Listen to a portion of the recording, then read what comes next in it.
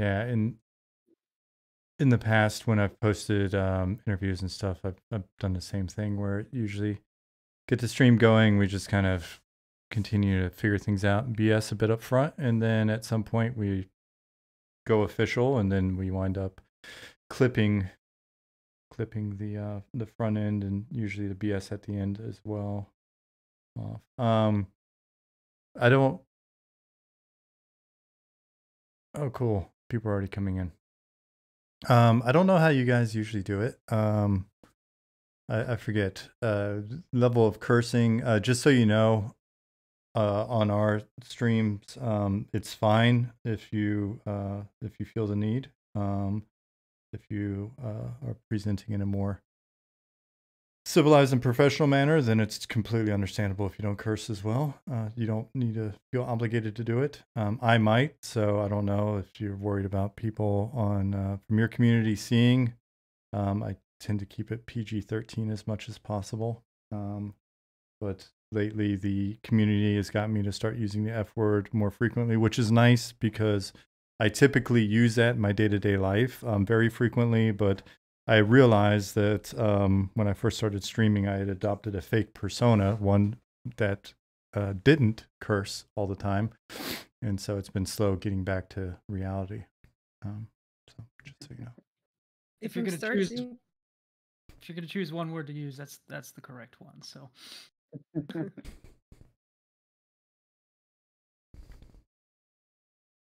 If I'm starting to curse in French, that's when that's a very bad sign. I mean, I'm very annoyed. Well, hopefully that doesn't happen tonight, but if it does, probably not. Okay. It's in general in jumping puzzle or game like that where I fail constantly. people generally been good. I don't know what you've run into with your streams or with the community in different chats or whatever, but starting with the EverQuest like interviews that kind of kicked everything off for you know, the Monsters and Memories project. It really started as a offshoot of the original discussions with EQ folks. Nice. And people there were cool. Even when we had I had Jen come on, who was, I think she was not the tech director. I thought she was actually producer at the time, or both. And it was, they just had some problems with their TLP. And, you know, I was expecting people to be a bit spicier in chat, and for the most part, people were good. I think it's been rare that we've banned people from our chat that aren't bots. I think maybe 3, 4 in like the last 3 years. Discord's kind of been the same way. So people, generally speaking, have been good. Drindon, hello. Talit, hello. Nicodemus, John, Sparrow. As we get further into this, I'm not going to say hi to you people because you're late and you should have come in earlier, and then I would have acknowledged you. Unless it's Dark Inside, when he finally comes in, I'll acknowledge him. That way he doesn't have to like all caps the whole time. And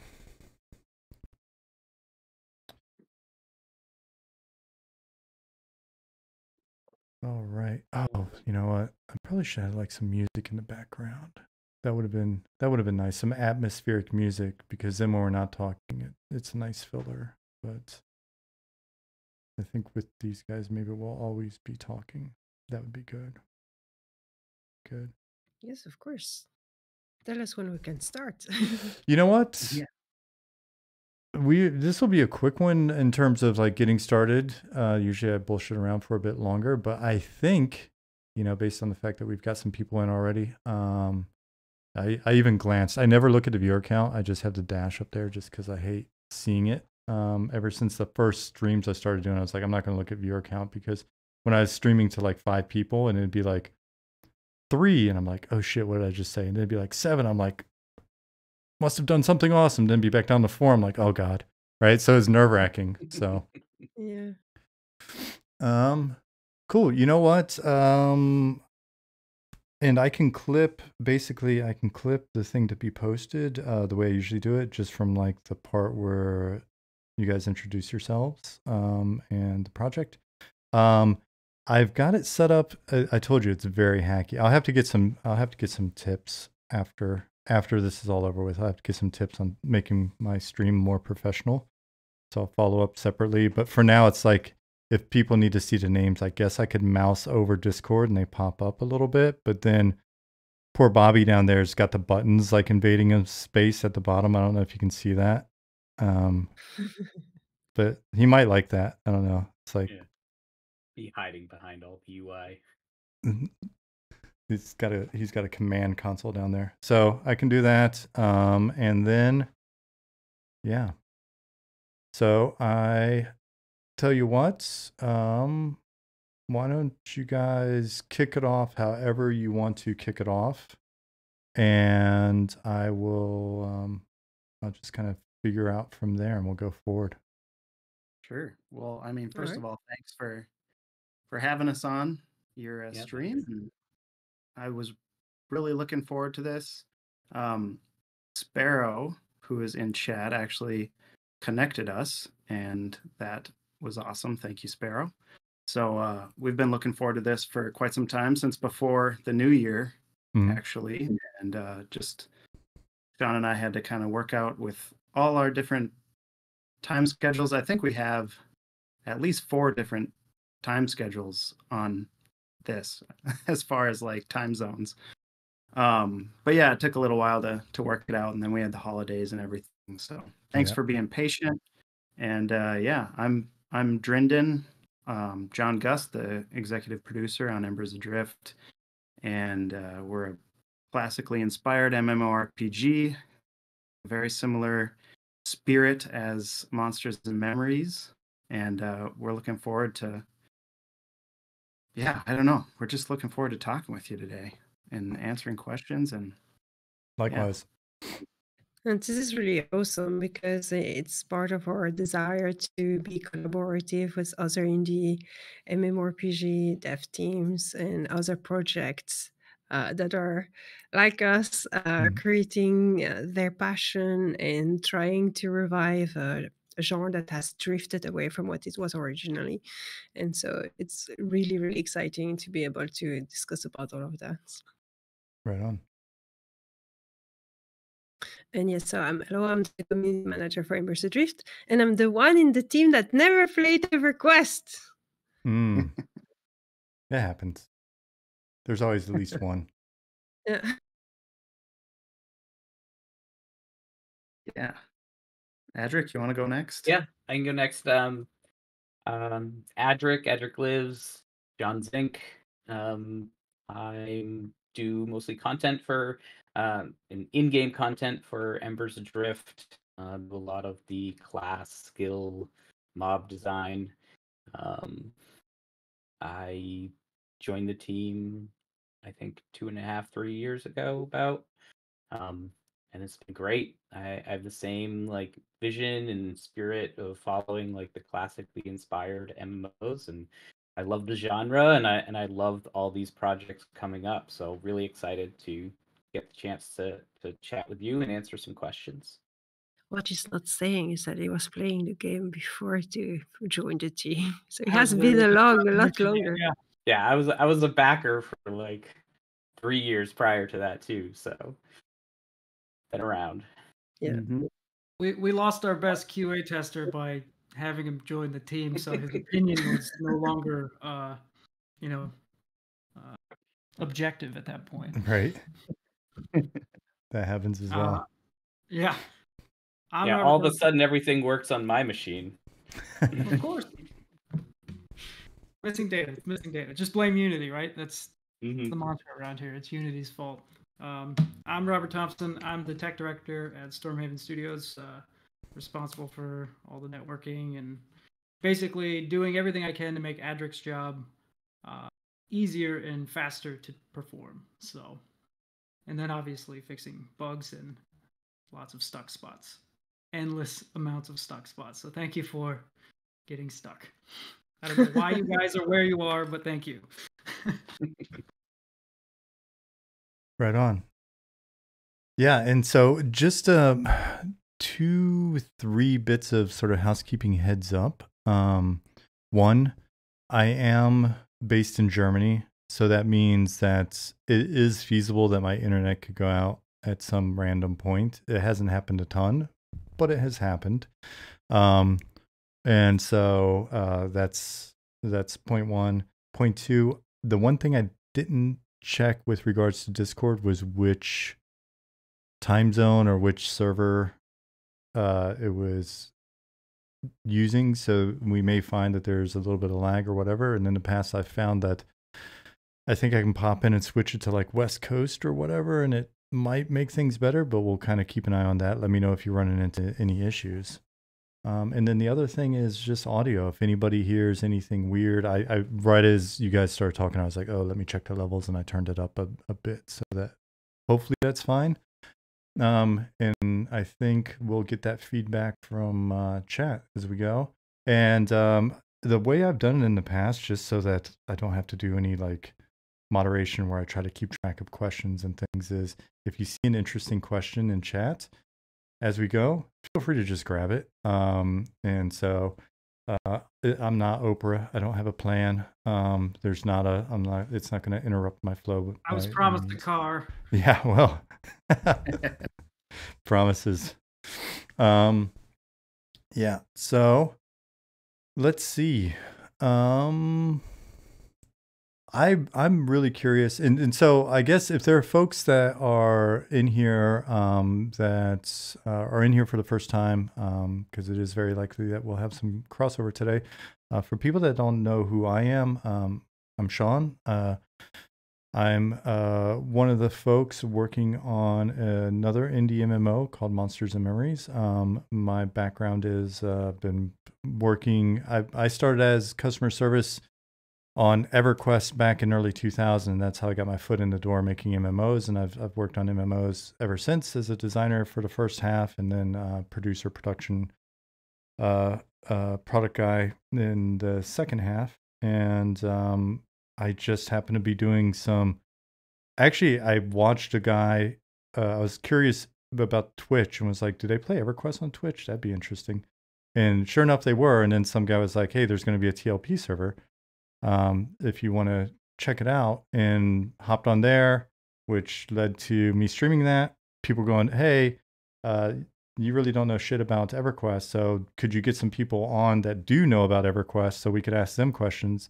Did that for a bit and had some people come on, which led to more streaming, more discussion of why EQ was cool and how classic MMOs felt different than modern MMOs. And then we joked about making one, and then we started making one. And that was 3 years ago.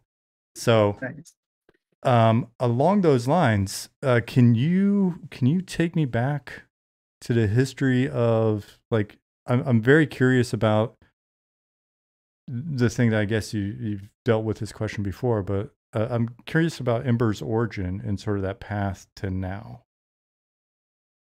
Yeah, I mean, originally it was a couple of us playing P99 actually, and just being like, it would be really interesting to make a modern MMO with the same spirit. And that was back in, I think that was like February or March. I think it was February of 2014. And we were hearing about Unity and just kind of like how there were these tools out there that could potentially, put something together. And obviously we had no idea the depth of the waters at the time. As Bobby likes to say, we're idiots. We decided to build an MMO as our first game. There's nothing wrong with that. Yeah, it was kind of a similar thing. We were just playing EverQuest. The graphics, are very, very nostalgic and endearing, but something with a little bit more modern touch is kind of what we were hoping for. And also, we loved everything about EverQuest, and we want those, like Ella said before, a genre that's kind of drifted away from its origins. We wanted to bring that back. That's kind of the main objective. That, and having a monetization model that doesn't suck or doesn't screw people over, or kind of, I don't know, like, just want it to be simple, like games should be simple and fun, and monetization should be about letting people to get into the game and not necessarily directing them to a cash shop or creating problems so that you can sell the solution to those problems. For us, that was like, yeah, we just want something simple. And so that's been our kind of our goal is, classic MMO inspired and simple monetization. It's not too, it's fair. Yeah.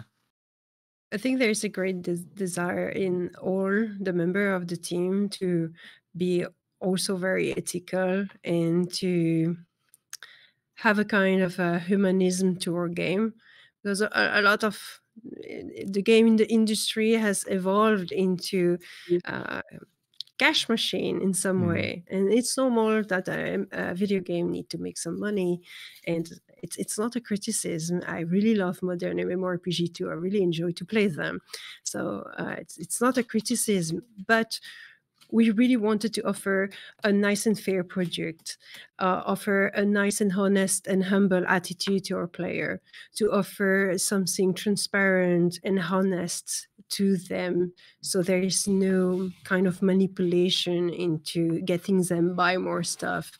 They just buy the project and they subscribe or choose to not subscribe, and that's about it. We try to also offer a game that is not using methods that are a little bit borderline to keep player engaged, but to engage them with a real experience and a real adventure, and not dopamine shot and addictive things to keep people playing the game. So we just want to be honest, ethical, with a lot of integrity, and offer something of quality as much as we can. And so so you had that in mind from the onset. And so you knew you wanted to make an MMO.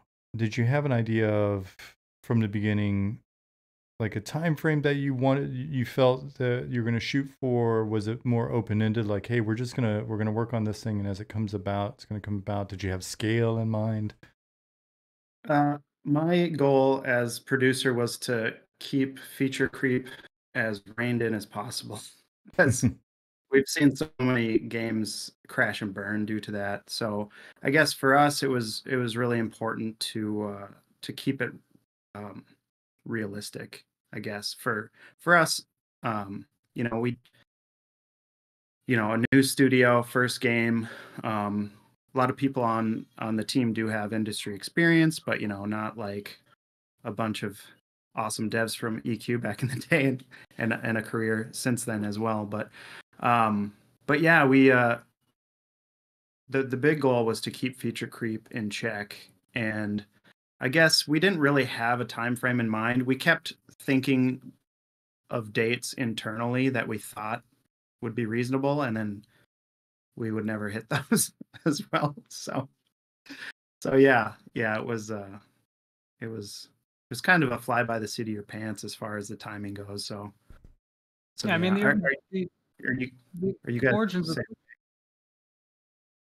the origins of the project were very much working in our spare time, kind of just doing it as we go, and we didn't have any strict timetable. Once we were able to start getting some investments, so we could start bringing more people on board and expanding the,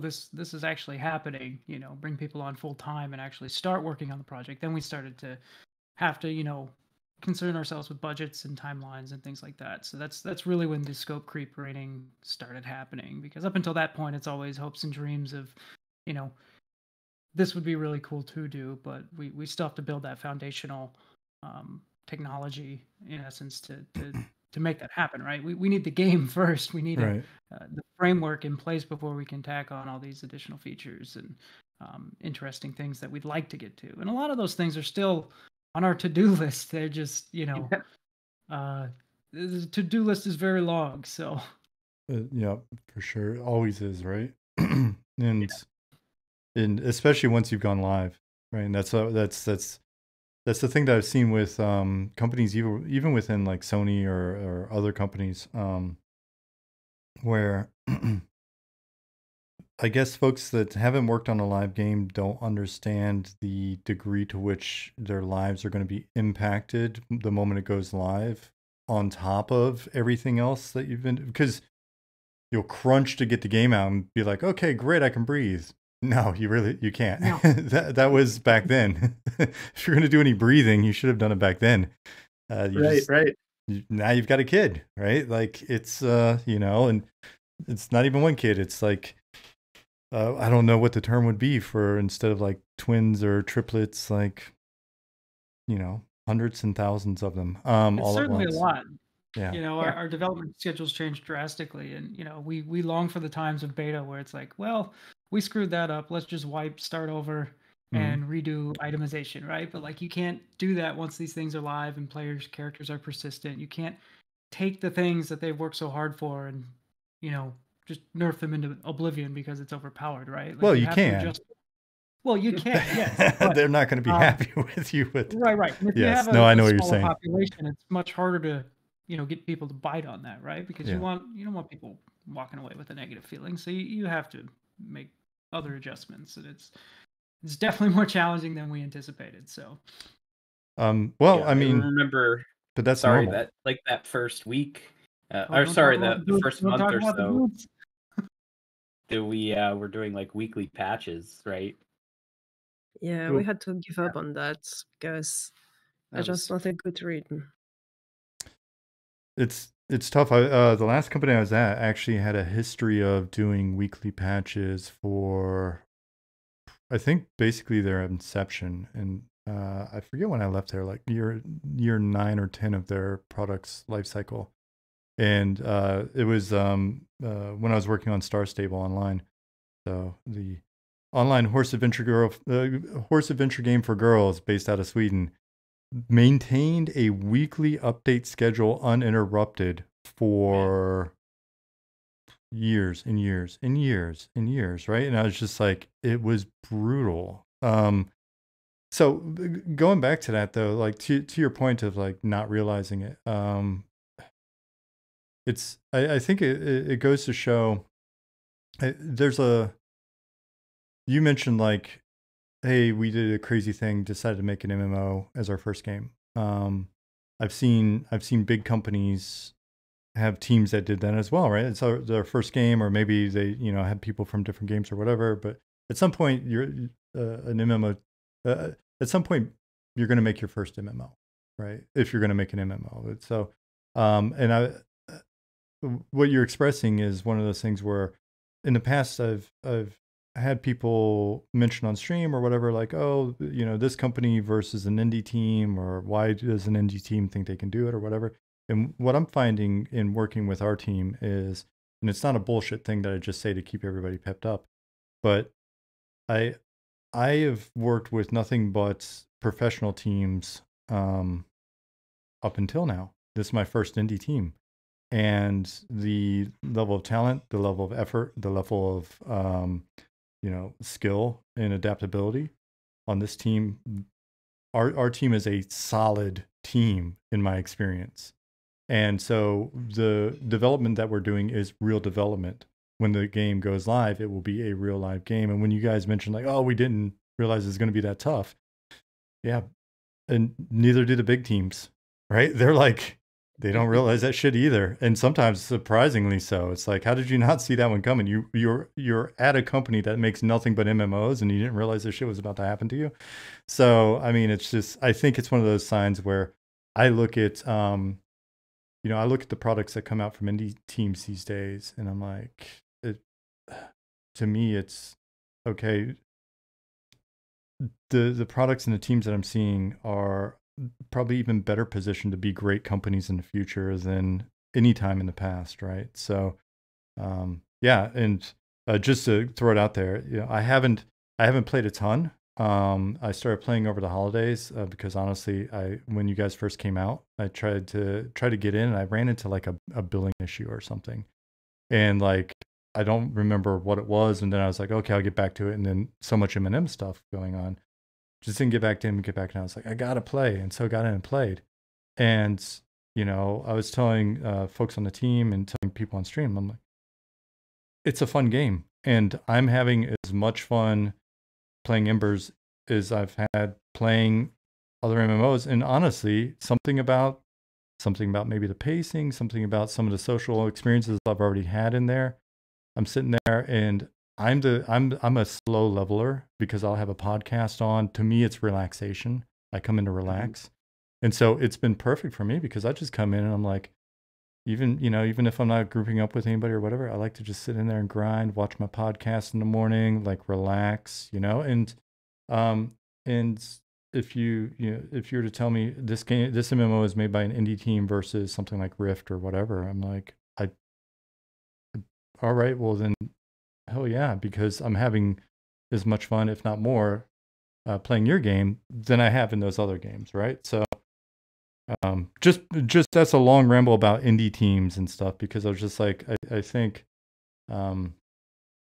there's this weird belief sometimes, this vibe I get in the community sometimes where it's like, oh, but it's an indie team, and I think what I've seen from you guys is, well, I'd be curious to see what would have happened if you had a non-indie budget and non-indie resources, right? So, that would be great.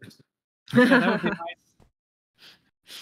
With that in mind, I'm curious. Can you guys?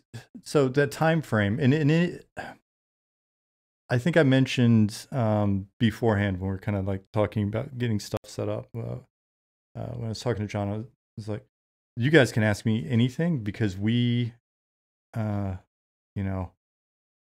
I'm sort of like, I'm old school white trash. Like I grew up in an environment. You ask me anything, I'll tell you about anything you want to hear. I'll just run my mouth about it, right? Like there are no boundaries. There's no, like none of that shit. So I talk about everything. So, but as I ask questions with you guys, if I hit anything that you're like, we're going to rather skip that, just say pass or something. But going back again to the beginning of the project, so it started as a passion project, and you got to a point where you're able to like basically start to formalize things and move it into like having full-time people and stuff. What was that time period like? Can you say like how long from like the inception to that point? Yeah, I mean, I think we kind of just started like BSing weekly for like, like pre-development for like a year. So that would have been like into 2015. And then we started bringing on some actual developers. I think Bobby came around early 2015, right? Yeah, it was right when we formed the actual company, right? So, Right, LLC, sure. yeah, and it still maintained a passion project. I don't know when you started seriously getting into, getting investments and actually moving those things forward. I guess that would be the time period. I think that was like close to the end of 2018. I think about October 2018 was when we got our first investment.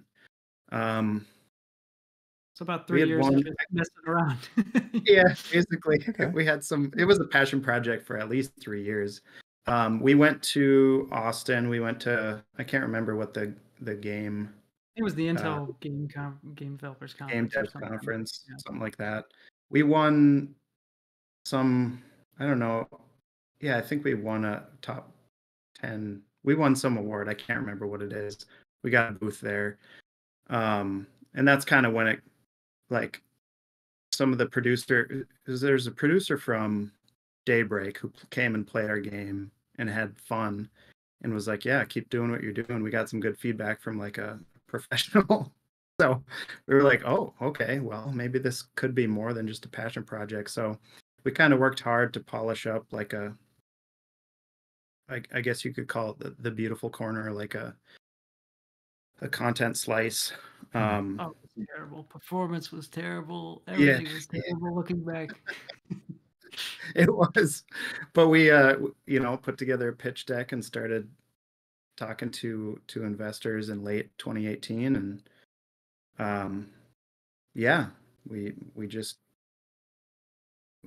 that's kind of when it became real, is when we got good feedback from actual professionals, and then we got our first investment, and then we started bringing people on in a more serious capacity. And yeah, it was a really fun time, full of hopes and dreams. But yeah, so I guess Rushed. probably I'd say 4 years really from that, just BSing in EverQuest to actually having something that investors would invest in. And was that that takes time, right? That takes a fair amount of effort, that whole process, and then maintaining that. Yeah. And have you felt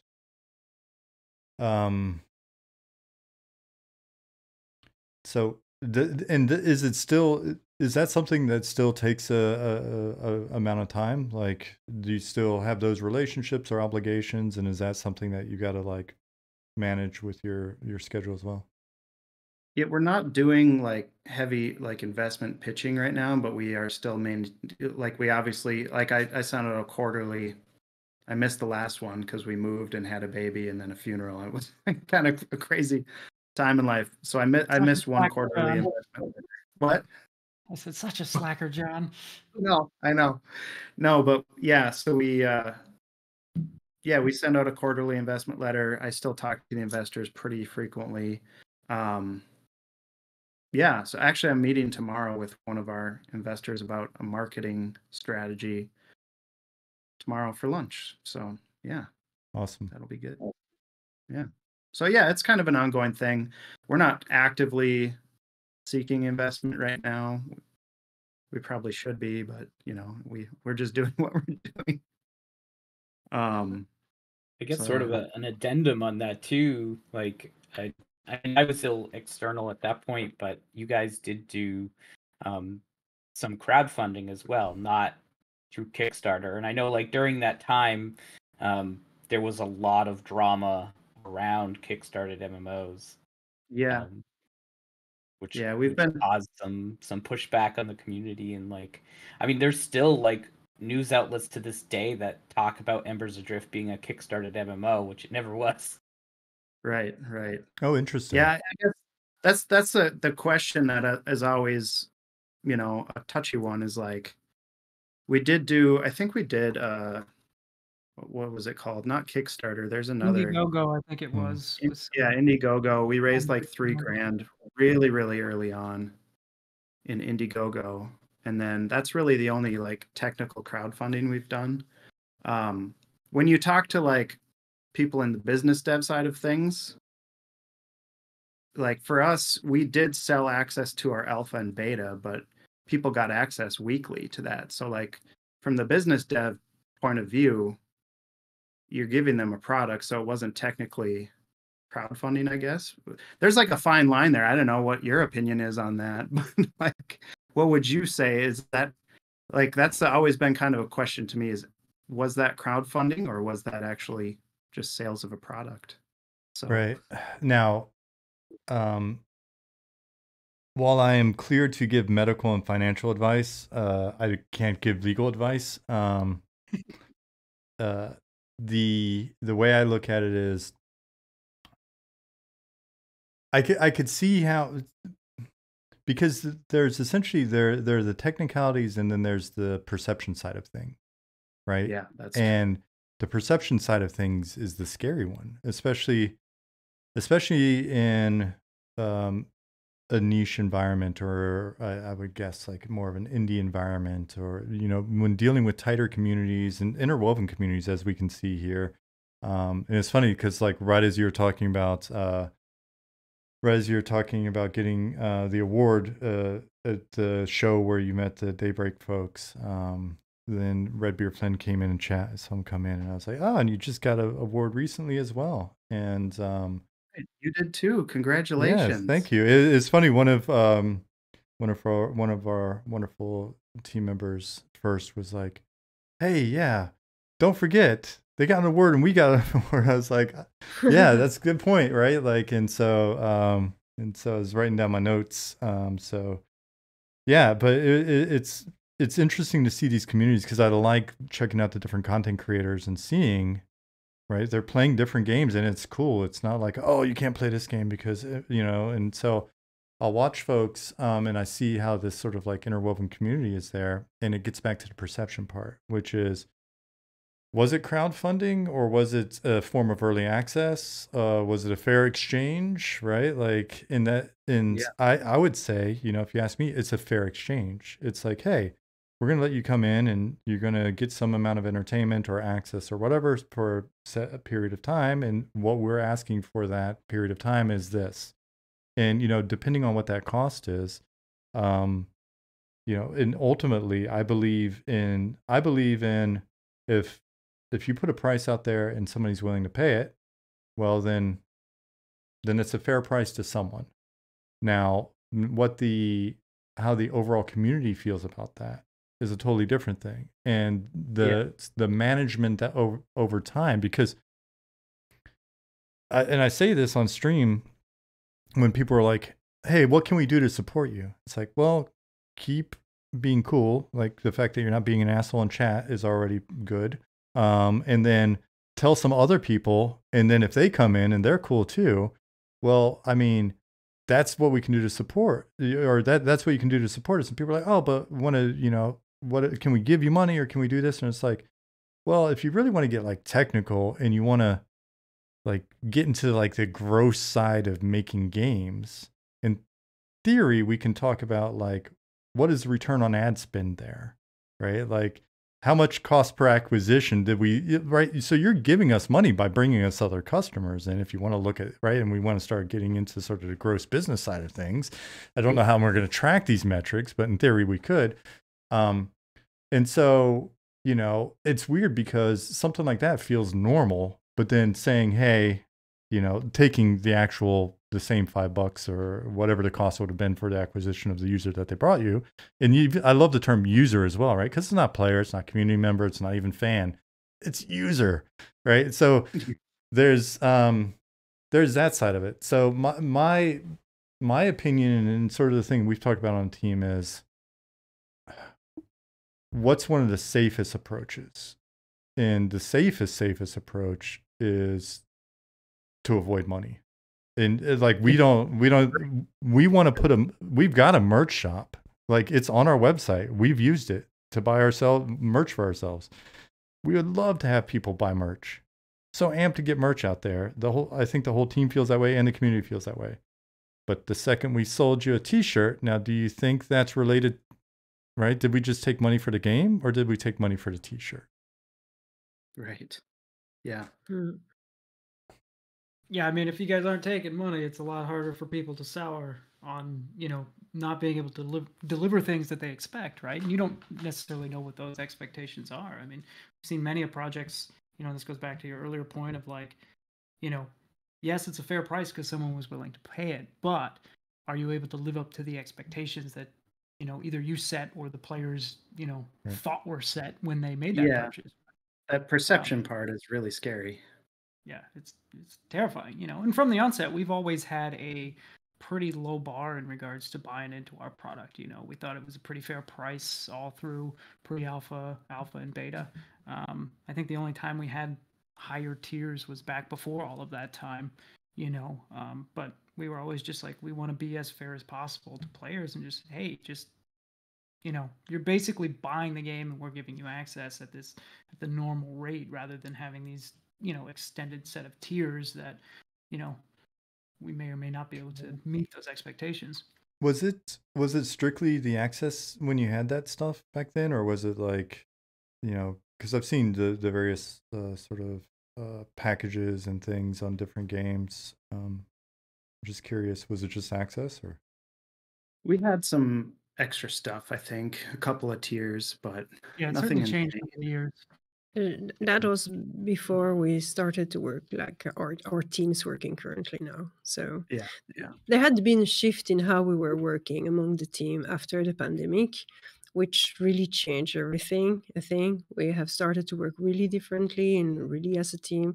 Someone was asking a question about the story of Embers Adrift. That's also when we created the story of Embers Adrift all together as the team. So it has really been a common project where everyone were putting their ID and their desire, their fantasy, and the stuff they like. And we created this lore together. And after, of course, it came in the hand of the writer. But at first, we put all together our idea, and it has been, for me, it has been one of the best moments of the creation of the games when we sat together as a team and we really started to bond together over this project and really make it our own. And that has been a really exhilarating moment. How did you do that mainly? Was it a lot of sort of group voice chats? Did you do it async? And we use Slack, and honestly, it's been a godsend because we're in so many different time zones. How did you do it? Here. Yeah, Go ahead, John. We try to keep meetings to a minimum, not only just because it's hard to schedule with the time zone, but because we want to be working. So a lot of times there will be one-on-ones. If someone has a question, we'll the one-on-one up either via Slack or Discord or I mean, there was a time before Discord when we weren't really using Discord a whole lot. But I think we always had Slack. Okay. Right, Bobby? Yeah, we always had Slack. We've had Slack for quite some time, but I mean, the origin of Embers Adrift in itself was, we were working on a product before Embers Adrift, and it was kind of actually organic, right? Because we had this wound system that was kind of loosely inspired by Star Wars Galaxy's wound system in a sense, and you could heal these by the campfire, and they really turned into these really interesting social hubs in this player dynamic we witnessed in people testing our game. And we were like, how can we make these more of a focal point of our game, right? And we just started, we're just in a Slack chat, or I think it was like a Google Hangout or something, and we just started spitballing ideas and how, instead of just being this campfire that heals wounds, what if it was something else, and then we kind of just riffed off that idea to kind of organically grow the lore of our of Embers Adrift, and it's also how the name came about and all those things. So it was a really fun and organic process, like Wendy was describing, that just kind of bloomed out of this game thing that was actually an unintended consequence of like the wound system and how you heal wounds, right? So thanks to Raf Koster for working on that system back in the day and providing some inspiration there. So and what we did was to actually build the lore around the gameplay mechanics that we made, rather than building gameplay mechanic to justify a lore that were pre-existing. So it was really molding the lore around all of those gameplay mechanics to justify them and carry them with some exciting story. And we also wanted to do something original and different that stand out from everything you have seen, and which is why I like to say that we are not low fantasy but medieval science fiction style, because there's a lot of grounded realism and mysteries, and it's intended that the players start up a little bit, oh, this is a mundane world, I recognize everything is familiar, and then there's things out of place that are mysterious, and slowly they creep in. They are a little bit creepy too, and they are aimed to be mysterious and to really capture the attention of the players, to make him want to discover more. Yeah, it's been interesting. So like I said, I've been playing, and I haven't been watching no videos, reading no wiki or anything. Just going in and running into some stuff where I'm like, okay, I know this is something. I'd be curious to learn what's going on here. And now that said,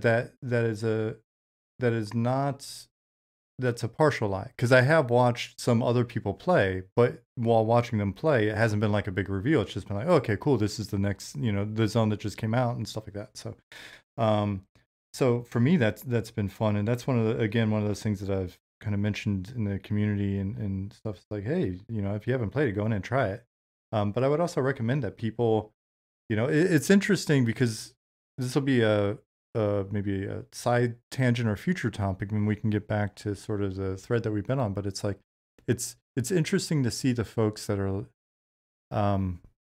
that will min max and look for every bit of information and just plow ahead as hard as they can, and then be like, oh shit, like, well, there's not enough here. Or it's just like, well, okay, I don't know what to tell you, dude. It's just, and again, You it's sailed past 80% of the stuff you were supposed to look at. right. You've the goal wasn't for you to just sort of blast past everything. And if you've done that, that's fine. We're not judging you for it. But when you didn't come in and complain about it, then we are judging you. Definitely judging you, like mocking you with memes and shit. So the most vicious kind of mocking. yeah. But The mock. when was that period? Because like Wendy, you may have said earlier, and I might have missed it, but so when did you come on board, and then when was that sort of more communal gelling process, like time frame wise? I did come on board in 2016, so quite early still. But yeah, it was really after the pandemic we changed our way of working together and build up our I think it was team. like early 2020, wasn't it? Like March 2020 or something like that. Yeah, I don't remember. It was during the crisis overworld, and I remember we were so absorbed with our meeting and everything that everything else has faded away a little bit. But And I guess I'm confused as to what the exact question is now. We've gone in so many different directions. oh yeah, I think that's he's talking about the actual like organic process of developing Embers Adrift and the lore and that kind of stuff. Yeah. yeah. Because you just mentioned there was this period where you really started coming together and talking about the story, and then and it feels like that's where things were the team. I got this sense that was not to imply it wasn't the case beforehand, but the way I read that comment was sort of that's when the team really started all kind of contributing in a way that was maybe different than whatever's going on before. And I was curious the time frame, because the evolution, right, like from 2015 up to there to working through release, when that was. I think it was later than that, early in 2020. I think it was Could like, have been 2021. I don't know. yeah, it's hard to remember these dates.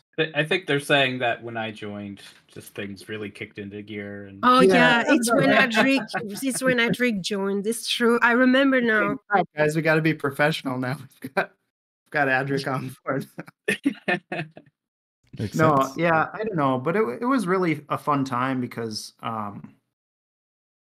it was just like, as one of our devs likes to say, there's no bad idea in a brainstorm. And it was a lot of like, we weren't just meeting anymore to like have our weekly stand-up meeting or anything like that. It was like we're meeting to like talk about cool lore stuff, that was super fun. And I think it kind of turned the whole team kind of into like a family, like we kind of started really bonding over creating the world together, and that was wonderful. I think at that point our tech stack was a lot more solid, right? So we were able to like look at the actual foundation, the bones of the game, and be like, there's something here. Now we can actually build off this and actually make it into something interesting rather than more of a prototype, right? So yeah, that's when we got the new zone and all the cool stuff that now you guys can play in. That started up, and so that was really cool. The weekly alpha meeting were also starting to be more exciting, and we were very lucky and blessed to have a very loyal player base that follow us through all the ups and downs and everything that we went through. Yeah, thank you guys. Yeah, and that is another interesting area with indie games, and especially indie MMOs. And this has been a big curiosity for me coming into this space. And I tell folks, I feel like while I don't have indie MMO experience, I do feel like I kind of got prepared and set on this path at the last two companies I was at, because both games are, in the grand sense of things, they're very niche. And one of them was maybe a bigger deal in certain circles. The one I worked on when I first moved to Germany was like a Flash browser-based game that's PvP, was pay to win for the longest period, like overtly so, bragging in, you know, magazines of like, you can spend $1,000 or €1,000 on a drone kind of thing, right? And like, and it had a weird history. And I came in, I was the 13th producer after 8 years or 9 years on it, right? Like, and there was so much wrong with this game, but it made good money every month in terms of, you know, when we look at it, it's not, you know, it's not a wow, but it definitely could pay some bills. And so I was like, all right, this is odd. And then when I was recruited to go over and work in Sweden, again, when they first told me about the game, I'd never heard of it. And it was like, yeah, it's a game about an island of horses, and it's just girls, and they run around, they have horse races and stuff. And I was like, have you seen me? Why are you recruiting me? Like, do you think I'm going to fit in there at all? You know, kind of thing. And then when I met the team and saw what they were doing, like, I really fell in love with, like, this is a super cool company. And then when I saw like their metrics, I was like, this is a really, really decent business. And so I realized, all right, there, if you hit the right niche, there is opportunity there to form a business, but it's not going to be like a you know, a Blizzard release. The expectation can't be that it's going to be like, oh shit, now we've all got money hats, great. It's very different. And one of the things that I always thought was interesting in thinking about those, and then thinking about kind of what we're doing, is looking back at like the origins of EVE Online in the spreadsheet in space, and how it's kind of like, who you know, who's going to play this or whatever. And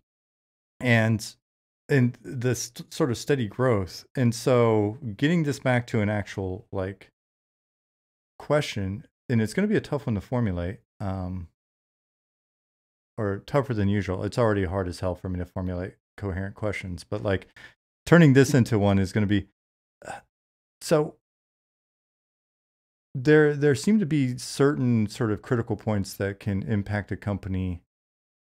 Typically in medium to big size companies, it's pretty obvious, right? Because you've got a P&L that's like, your operating expenses are what they are.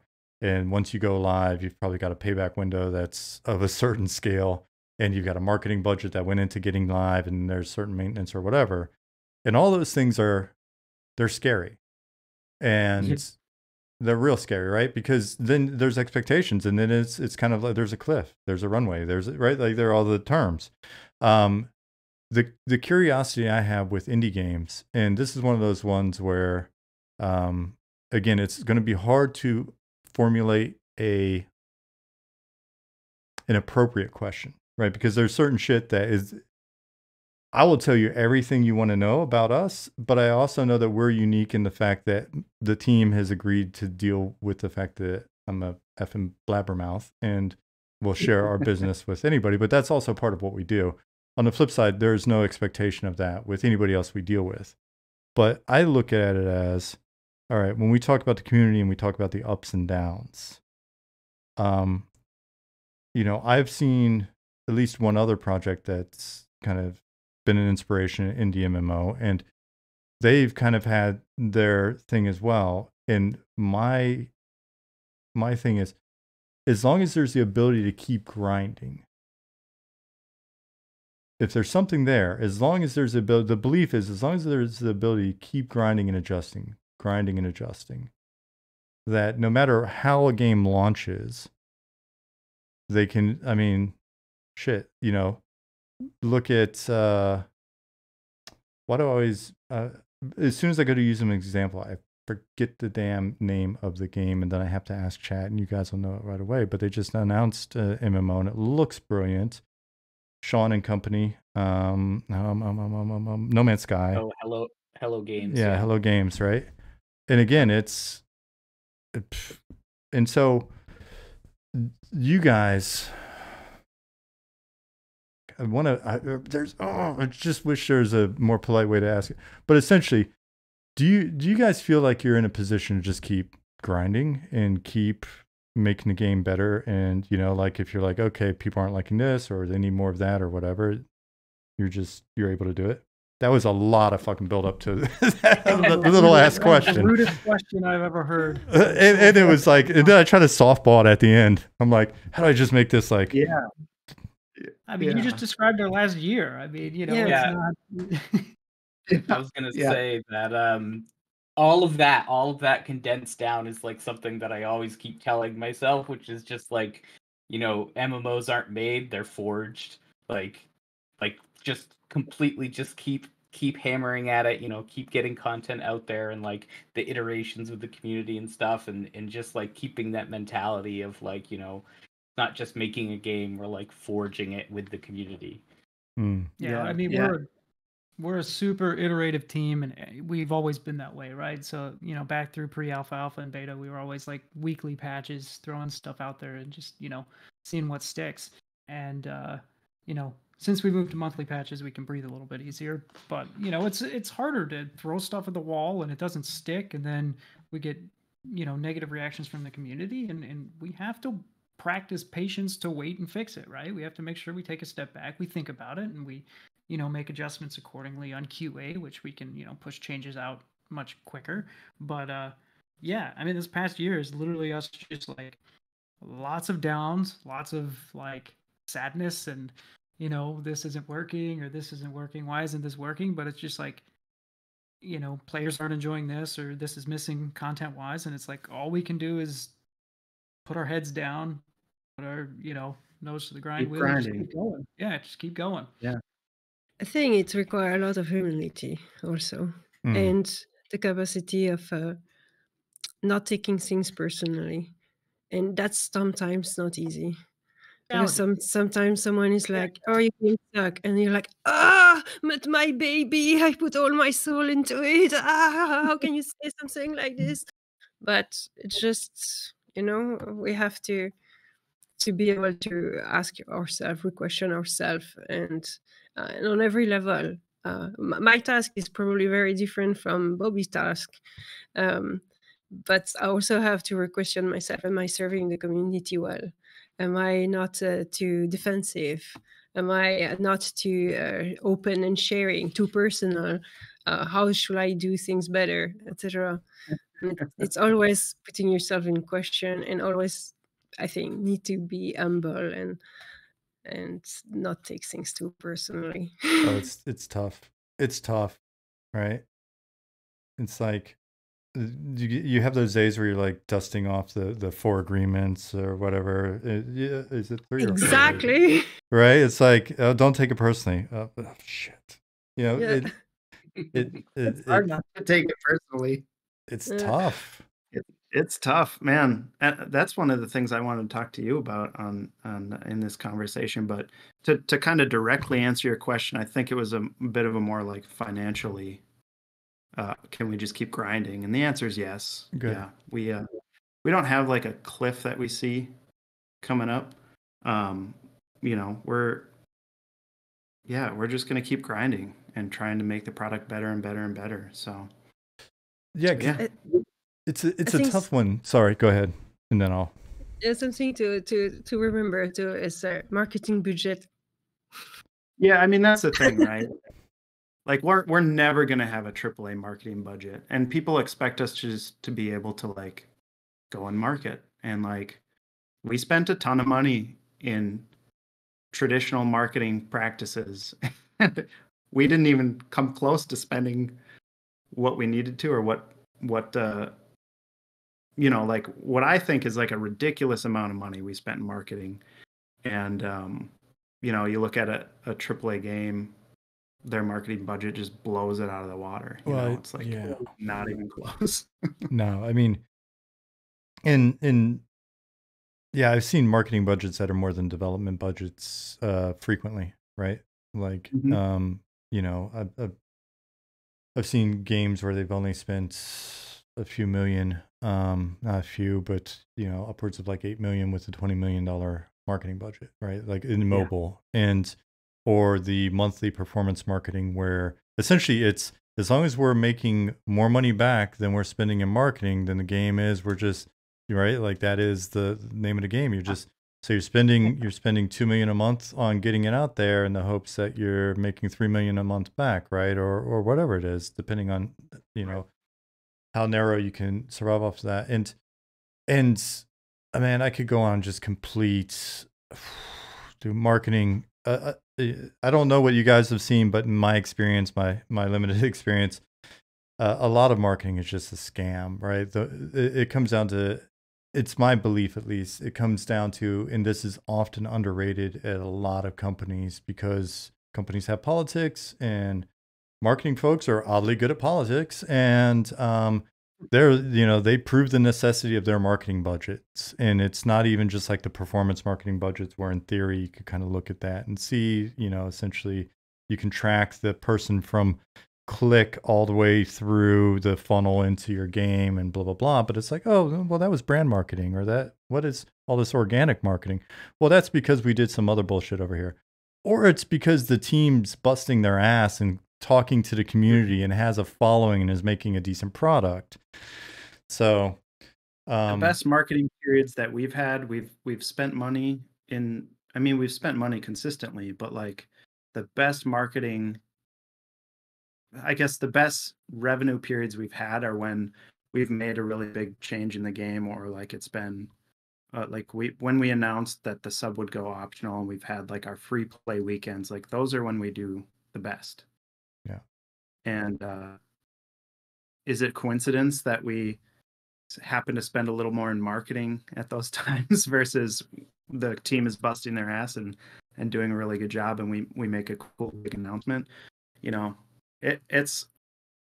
I'm with you. I feel the same way as you do about things. So yeah. Yeah. And and again, I can't speak to your situation, but I do think one of the reasons why we've been taking the approach that we have is with the understanding that depending on who is invested in our game in whatever way, they, and that's team, community, external investment, a publisher. If we're dealing with people beyond our team, then we could potentially be obligated to use certain tactics or have a strategy that isn't necessarily what we want to try. And that's not to say that what we want to try is the right thing, but personally, I'm coming at this project very much from the perspective of somebody that has been a line developer most of my career. It wasn't until the last company where I was, I was a C-level executive at the end and sort of functioned in that capacity throughout. But all the previous times, I was basically on the team going, I wish we could just do this, or man, what do I got to do with this other department, or when I was on EverQuest, we had a bullshit marketing budget. We didn't have a marketing budget, at the time. We'd get like 50 or 60 grand or something for an expansion, and unless I was getting bullshit information from the producer. But so we had to fake it. And one of the ways that I kind of believed that information I was being given about the lack of marketing budget was the fact that for a couple expansions, the only thing we did to market it was put up a website much earlier. And then I don't know if people remember, but there was a period where we started having like weekly story updates leading to the expansion. And it'd be like a painting with a blurb of text. And that was literally me going into game, taking a screenshot, giving it to a guy named Mark on the web team who would paint over it really quickly. And I'd write up some fantasy shit and be like, oh, the reason why the frogs look like the WB frog is because they've been given strong muscles due to their devotion to Nathaniel Marr. Ship it, right? Like, and it was just like some shit like that. And that was our marketing at the time, because, the head of marketing was like, we're at E3, and he's like, people are coming through from Best Buy and all this other stuff. He said, oh yeah, that's that you know that's that old shit. EverQuest, it sells itself, right? Yeah. But it kind of did sell itself, which then tells me that future games can sell themselves as well, right? So it's a thing. We'll eventually have a lot of conversations about it on the team, I'm sure.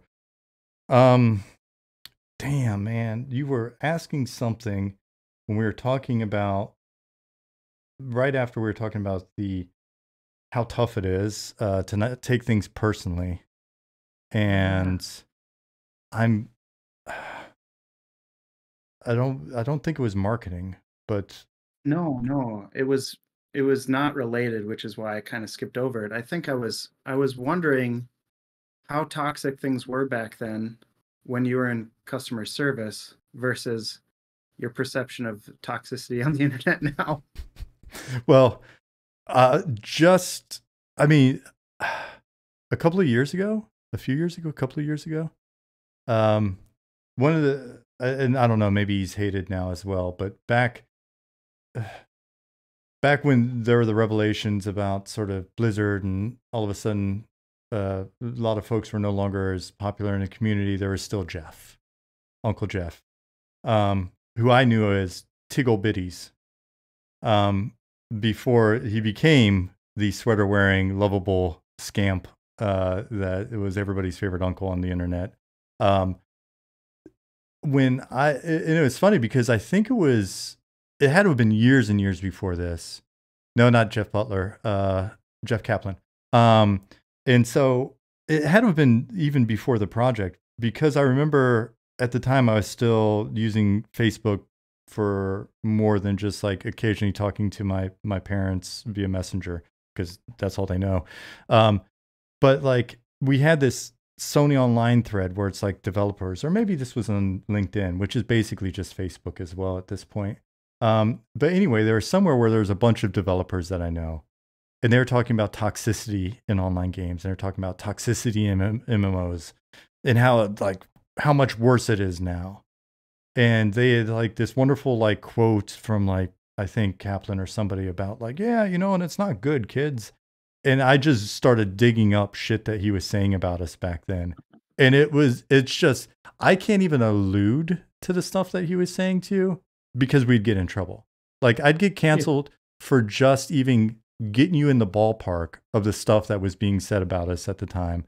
So I'm like, maybe it's more toxic now, but like, Pretty bad back then. I mean, they had illustrations, and I see Secrets is in here, and I could have sworn that Secrets at some point found the illustration. Somebody has found the illustration for me, and it involves stick figures and the cursed encounter, and stick figures with giant penises and all sorts of stuff going on in this. And it was published on a website on the internet for all to see, talking about that. And Secret said, oh, I do have that one. See, and I'm like, but that was just the way it was, right? So in terms of like toxicity, I mentioned at the onset of this, it may kick off any time for us, but we've got like, I think Nick just said we've got like 6,700 people in the Discord. I think we banned 3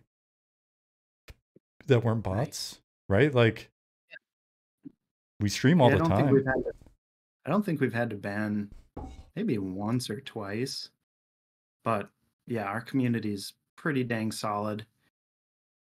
We get a lot of people who've never played the game that will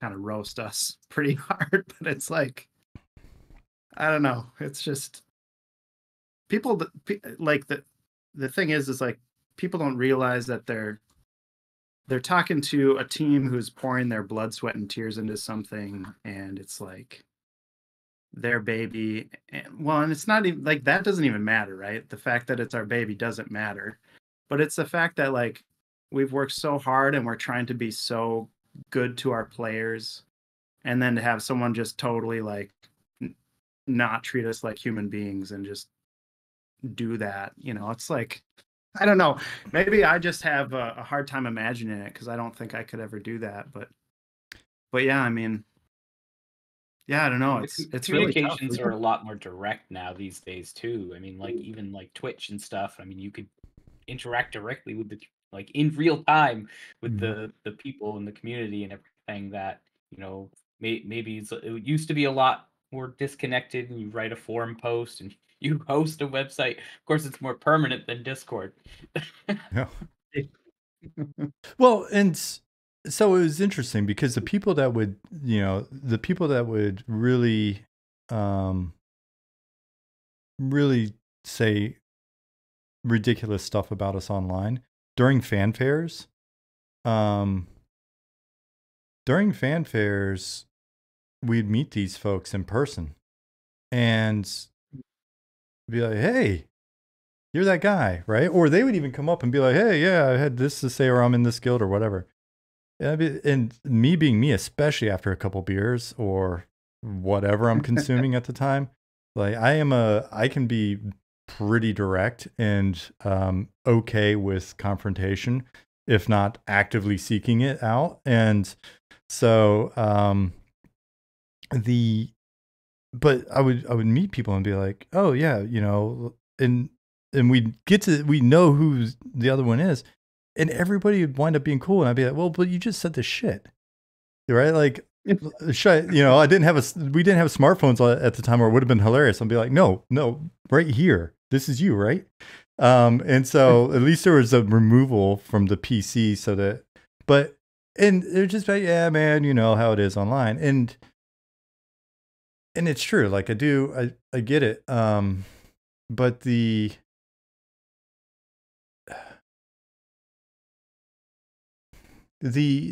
challenge that it was very hard for me to not take it personally. And I'm gonna be honest with you. 20 years later, it's not much easier. I do think it's more.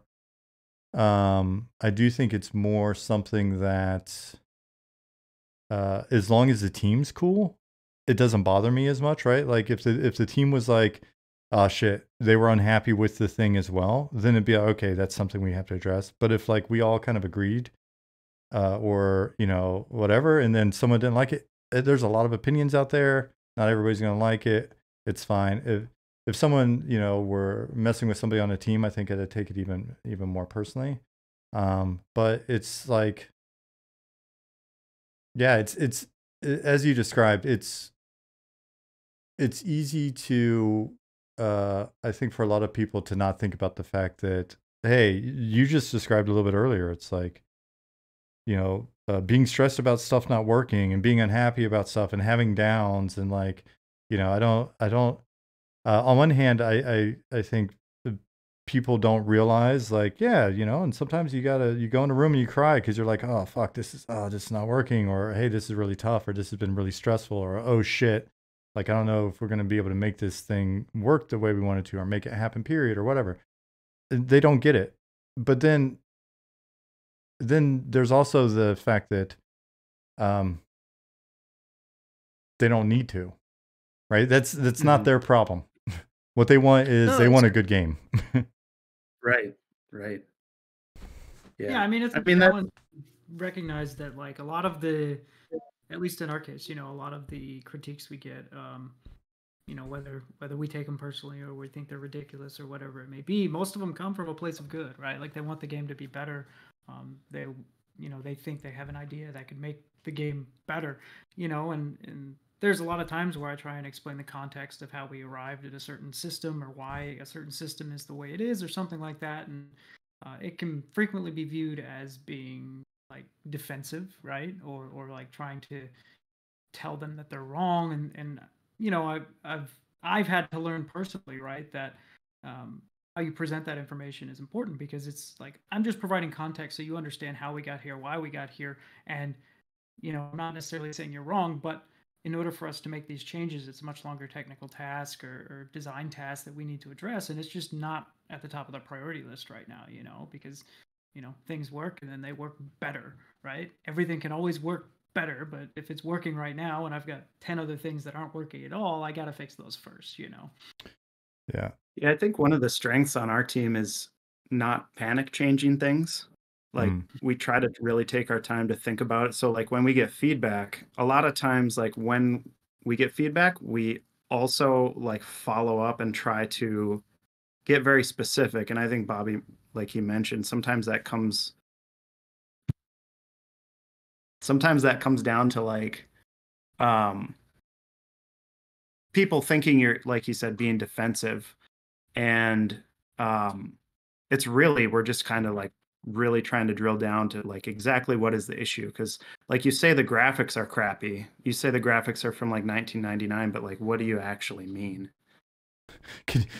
That's one where you're like, which game specifically in 1999 could you right? Like it's a that would be helpful because or it, and it's fair because the comment in chat, graphics from 1999 are the best though.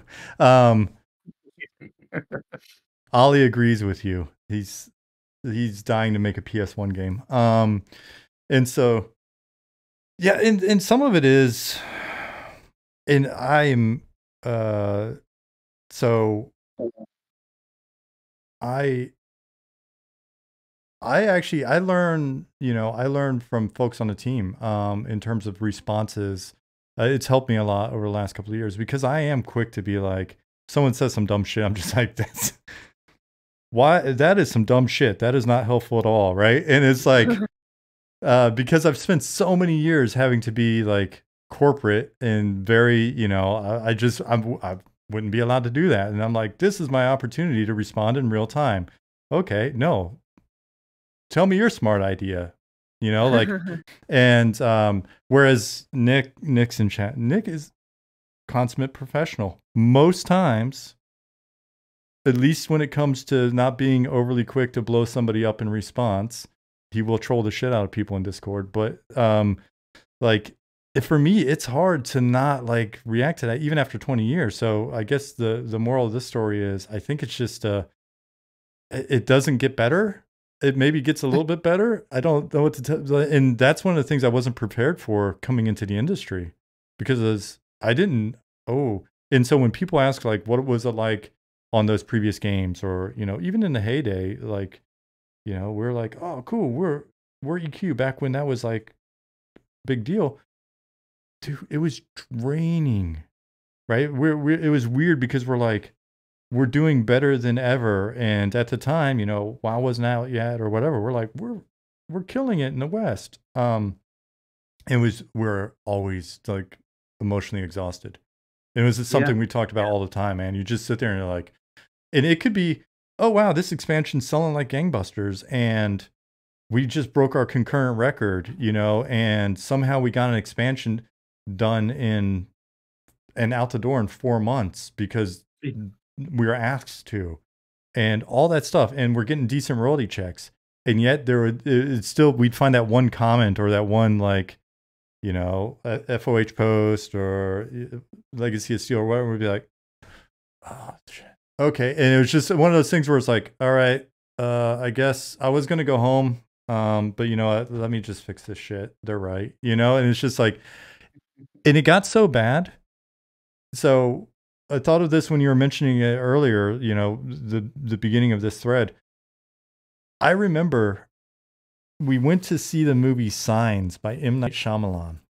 Right. And we crunched so much that it was like when we could actually go out and watch a movie or something, it was great. So go and I watched this movie and, say what you want about the movie Signs. Ultimately, I enjoyed it. It had one of the best alien reveal, spoiler alert, alien reveal scenes in a movie, I thought, up until that date. And I was like, I really, I enjoyed this for what it was.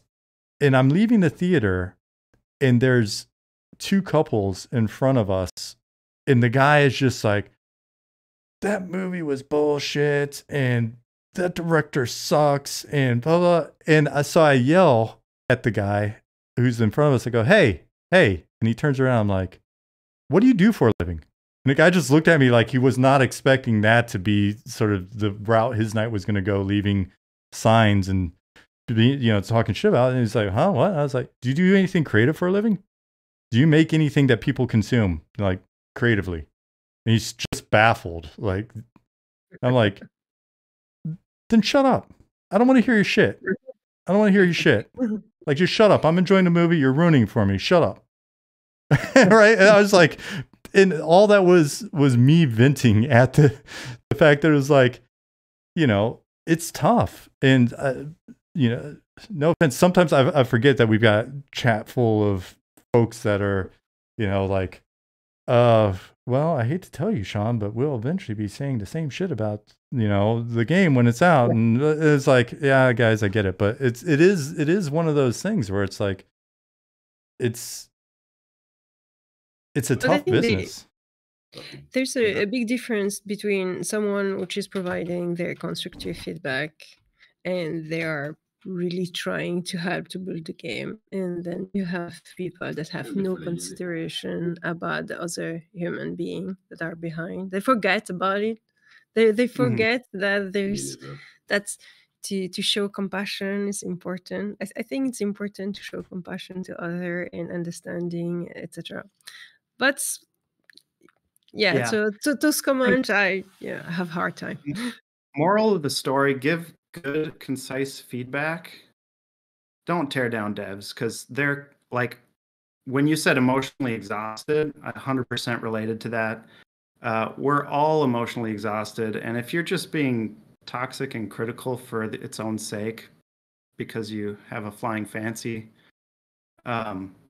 just keep it to yourself, because the team morale roller coaster is a real thing. And emotionally exhausted, we're all humans, and we're trying our very, very best. And yeah, don't if you want the game to be great, the best way is just to give good, constructive, concise, criticism. But personal attacks are, please don't do that. And we do always listen to the feedback. And this is something that I've been repeating to the community a lot. If a change you want in the game is not in the game, either because it's a great idea, we cannot do it for technical reason, budget things, manpower, whatever it is, or maybe it's a great idea and we love it, but we cannot do it now. It's going to be implemented later or in a different way. Or maybe it's something that we honestly don't think it fits to the vision that we have with the game. And not every idea are particularly good, or maybe it's really good and we are making a mistake, but still it's eventually us to make the call to what's will fit and work with the rest of the game and everything else we have planned to work. But we are always considering, we're always discussing any feedback in any form. We're discussing it among us, considering it, and sometimes we have to discard it.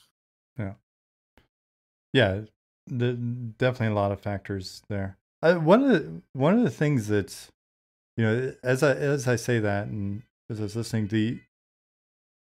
the one of the other things that happens, I mean, it's kind of like, hey, don't do that, or do, but realize that when someone takes that approach, they just, if they're ignorable, if it's personal attacks on the team, or if they're being disruptive, then it's like, okay, cool, then we'll just time that person out or ban them or whatever.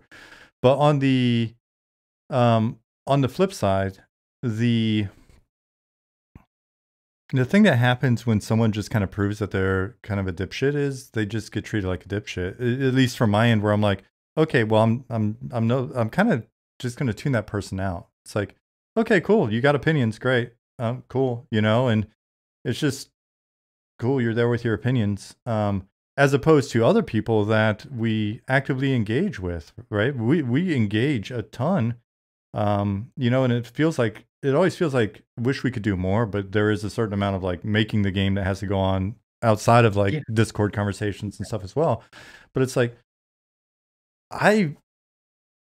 I don't even really think about the stream. To me, I forget that there's like a developer player relationship there. The streams, when we're working on stuff and we're streaming, it's like it's our friends. It's people come in. It's like hanging out with your guild or something. And I really do see that. I would say the bulk of the community feels that way, at least the community that participates. Clearly not everybody participates because we've got a lot of folks in Discord and there's only sort of a handful that are sort of interacting there. But we've, we try to also be good about it. There's even things where, and you guys know who I'm talking about out there. Don't take it personally. I'm not picking on you. We've already had to talk, but like there are people where we may have to take them aside and like a DM or something, be like, hey man, I like you in the community. Most of the time you say good stuff, you're being a little too salty, or you're, like when new people come in and they're saying dumb stuff, it happens. So let's gently let them know that we're never going to do that, or let's gently let them know that their ideas are not good or whatever. And so it's like, and that's been a really cool part of this development process, right? So Sparrow, I see Sparrow in chat. Like never salty. Looking in a mirror. Yeah. So yeah, I mean that sounds very, very familiar to our experience as well. What do you think is more stressful? The topic that we've been dealing with, right? Like community reaction and the emotional sort of wear and tear that comes from the reaction to the sort of subjective aspects of the game, or the development process and the stress that comes from timelines and budgets and prioritization. Which is worse? Yeah, I mean, I'll let you guys have an answer. Yeah, yeah, we're all probably gonna. That sounds very personal, depending on like what kind of personality you have. Within personally. Yeah, I think so. Yeah, because you could, well, in the role you have, obviously for me, it will not be the timeline, the development things, but that's because my role is to handle the community. So I will only be affected by the community matters. Everything else is for Bobby problems. But it's also depend of your personality. If you take things too personally, like I was saying earlier, then it might be the emotional draining that's maybe tougher than the actual development, which is just problem you can master in some way, in some sort of way. But you haven't hit that point yet where you're like, those other factors are making my life very difficult. So it's there's like the inevitable sort of community development team friction of my job with the community is stressful at the moment because you guys either broke this, didn't add this, didn't fix this fast enough. There's not. I know. No? I don't see it that way at all. For me, it's really more a question. I'm someone which is very peaceful and very idealist. And so really, I have a kind of a personal challenge in the communities. Like if I can maintain a very nice and positive and friendly community, then I have contributed to the betterment of the world. So it's beyond just taking care of a video game community. It's really making my part and my contribution to the world. And so every time something happened bad or people have a dispute, for example, and I have to moderate it, that really stress me in a bigger way, because I have the feeling that I am failing at my mission on Earth as a human being, so to speak. So it take a different dimension than just I have a bad day at work today. We are also not really doing this as a job, but it's probably like you. It is more than just a work. It is really all of us, all of our being is into that. And the reason why we are doing that is to ensure that some people are happy and they enjoy themselves. And so nothing is better than to see people having fun together and being happy and being excited about the new patch and talk about the game and making prediction about the lore and all that kind of things. That's really what gives us our food. And so the other way around is our punishment. And I think that's people don't really realize why is our reason to be there and to do our efforts and our work. It's not just to earn money every month. It is to create something and to see people enjoying it. That's why we are doing that. Otherwise, we will do another job. Yeah, it's well said. And that's been a response in the past a lot. Like even on other projects, is like there are easier ways to make money. You're right. Like this is usually doing this because it hasn't always been the case for me. There have been, like that project I told you, coming in the weird Flash browser game. That was a job, but on the team, for me was how do I make this team that's had 13 or 12 other producers? How do I finally make it to where they enjoy coming to work? All right, so that was my mission on that one. But again, there are easier ways to make money. The sort of the passion angle that you're talking about there, I think it's an important other perspective to get in here, because we're talking about all of the like, oh shit, it's emotionally draining and this gets said and all that other stuff. But I think what you're just saying is really important about the motivation for doing it. Be curious to hear a little bit more, right? Because you are making something that's it's relatively unique. It was something I noticed within the first couple of hours of playing, was like, oh, cool. This is a very different game than ours, right? And that was fun for me. So I'd be curious if there's a way to, you've hit on it some, but like if there's a way to kind of get into the motivation. I mean, you guys were motivated years and years ago to mess around with this, and maybe some of those motivations changed or the details changed or whatever, but I'm curious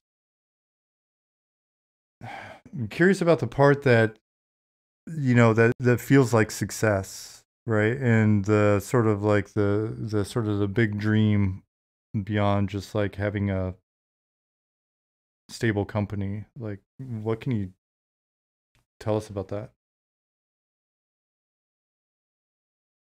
So I can chime in a little bit from my perspective is a little unique, and like when I first started following the project, I was genuinely interested to see what or how a small team could build an MMO, because I'd never seen it done before. Like I didn't know what it took.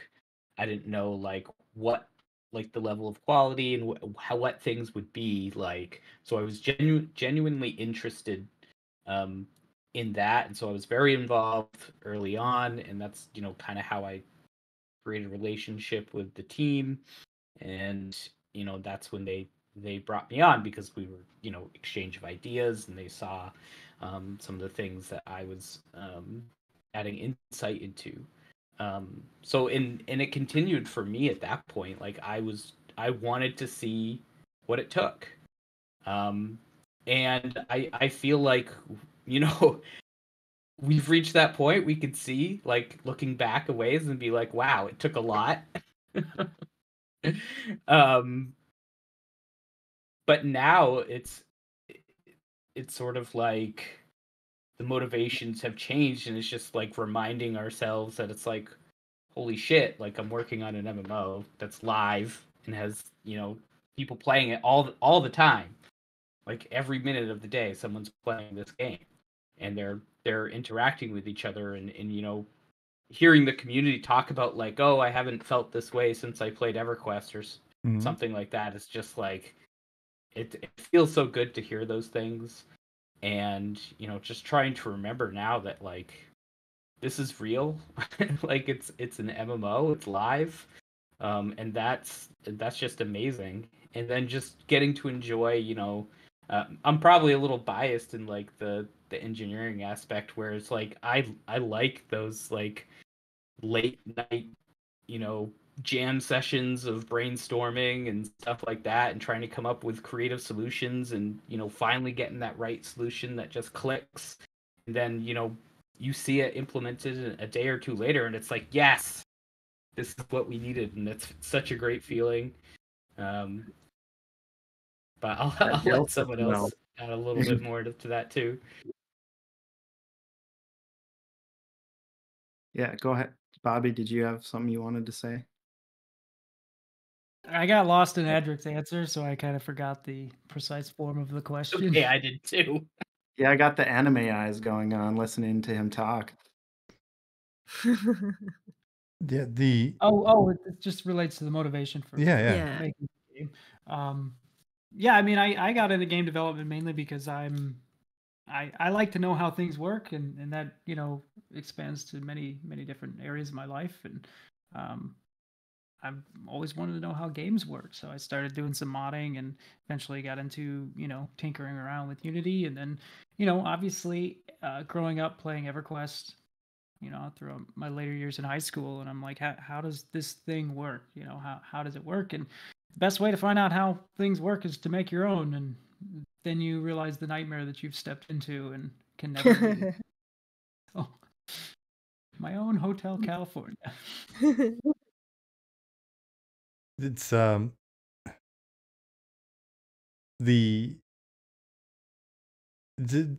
once you start seeing how do I say this? One of the other things I like about playing your game is I don't know all the details behind the scenes, right? Like I don't know how much of there is or isn't there. I don't know exactly where the lore is going, and it's such a nice feeling, right? Because when you do kind of see behind it, one of the things I described it as is there's a period where when we were working on DC Universe where basically our tools were just broken. We went from having the use of Kismet and Matinee and Unreal back then to just we're gutting it to get it all basically to work with the setup we eventually went with. And so we were writing a lot of documents and honestly taking long lunches and bullshitting, and one of the guys took up card magic. And then we all started playing with card magic and basically all just sort of close, whatever it's called, close sort of magic, like coins and everything else. And we went nutty. And it was interesting to see how much like game development that is. In that there's a lot of smoke and mirrors. There's a lot of, and it's not to negate the value of what's being done or undermine the experience or whatever, but it's often there's subtle little things that can be done that produce really great effects. But then, and there were times where I was like, holy shit, I know this is not real magic, but that was creepy what he just did, right? And then eventually you learn the trick and you're like, really? That was it? Oh, right. And so when you're working on your game, you know where like the rabbit's been stuffed. And, the thing with playing someone else's game is it's like, oh shit, it's magic again. But that said, there is a special kind of magic in seeing the things, as you were just describing, seeing that feature that you talked about a day ago or 2 days ago come online, or that new tool come online, or this thing that we've been describing. And it's especially fun working with artists because it's like, oh, we talked about a thing and now it's in there, right? And find that to be really, really a motivating part of it, right? It's just seeing it come to life. Yeah. Seeing people enjoy the thing that you created, even seeing the thing get into the game, like some of the quests, like the Eye of Abax quest for me, it was like a huge one. Watching Nathan Napalm play through that live was like insane for me. The highlight of John's life. Yeah, one of them. So yeah, I would agree with that. It's really cool, and I think that's kind of one of the big shockers when people come in to play our game. They're expecting a certain thing, and we are not that certain thing necessarily. We worked really hard not to, like, we wanted to be inspired by things, not copy them. So like we have a lot of weird systems in our game. We got a lot of things that seem familiar at first, but then it's different, and it's we're trying something new, and was a really important thing for us. in trying to bring that classic inspired MMO experience to the modern market was like doing that and being a truly like a new thing. And I don't know. I think we've been successful in it. I don't know how you guys feel about it, but yeah, I think when people come into our game, they probably have like a preconceived, like, yeah, I know how to play. I've been playing MMOs for years, and I think that's can sometimes turn people away too when you do something different. That's something we have often discussed in the team, is that we have not tried to be original for the sake of being original. That was not the point. But we really have tried to do something unique, which was not done already. And I've saw some people asking questions about the lore, and that will be a nice way to get into that. Yeah. Why have we not done high fantasy with wizard, dwarf, and elves?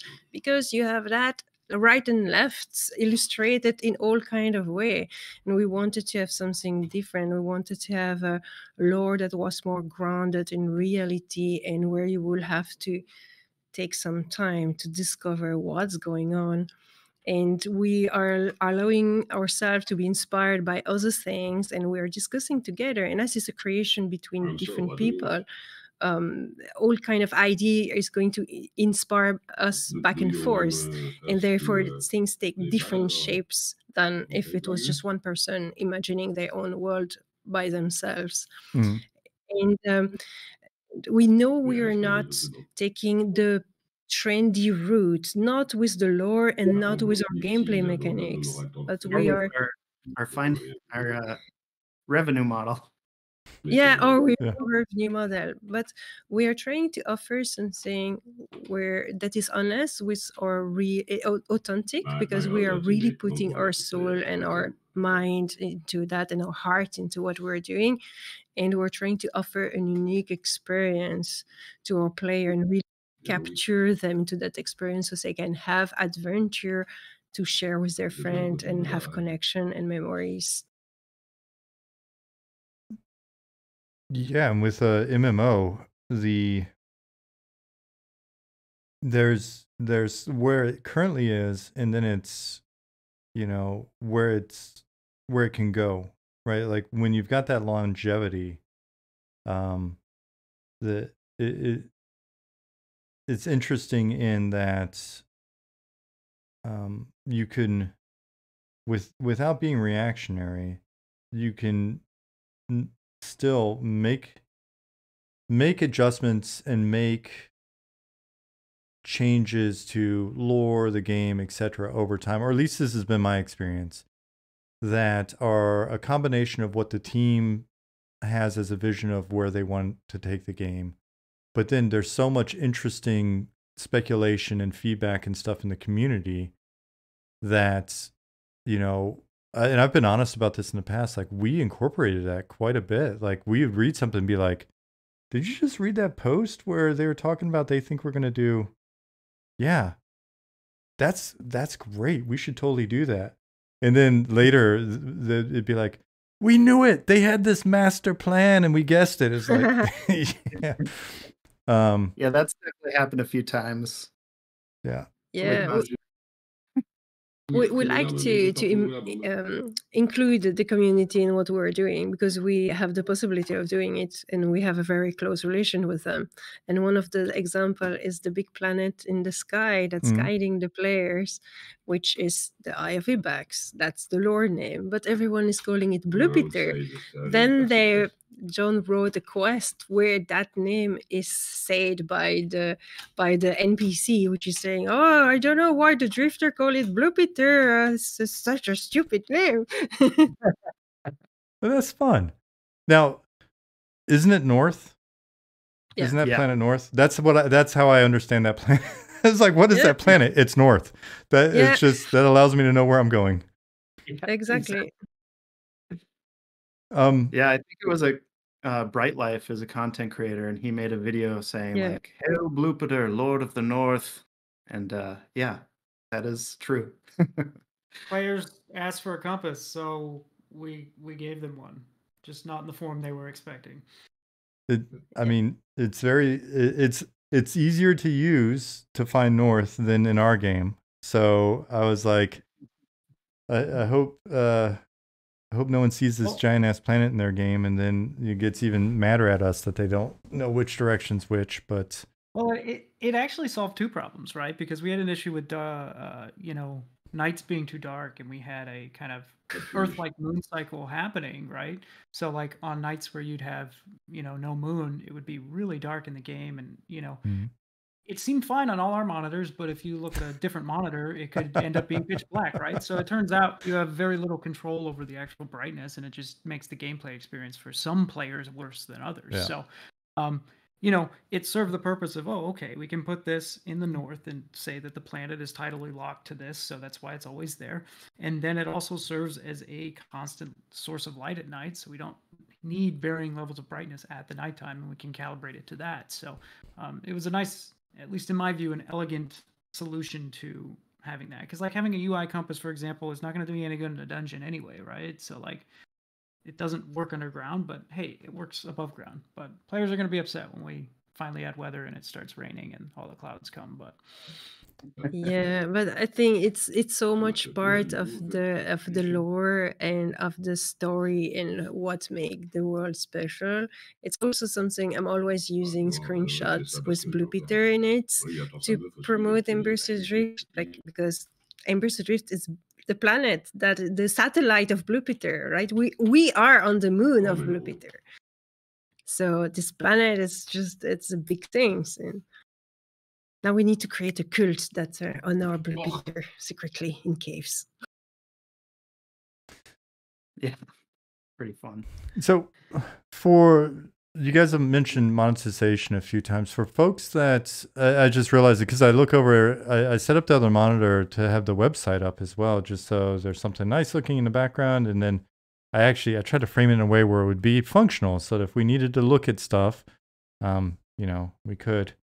Like I said, I've got 0 production values on any of my streams, but in this case, I actually tried a little bit.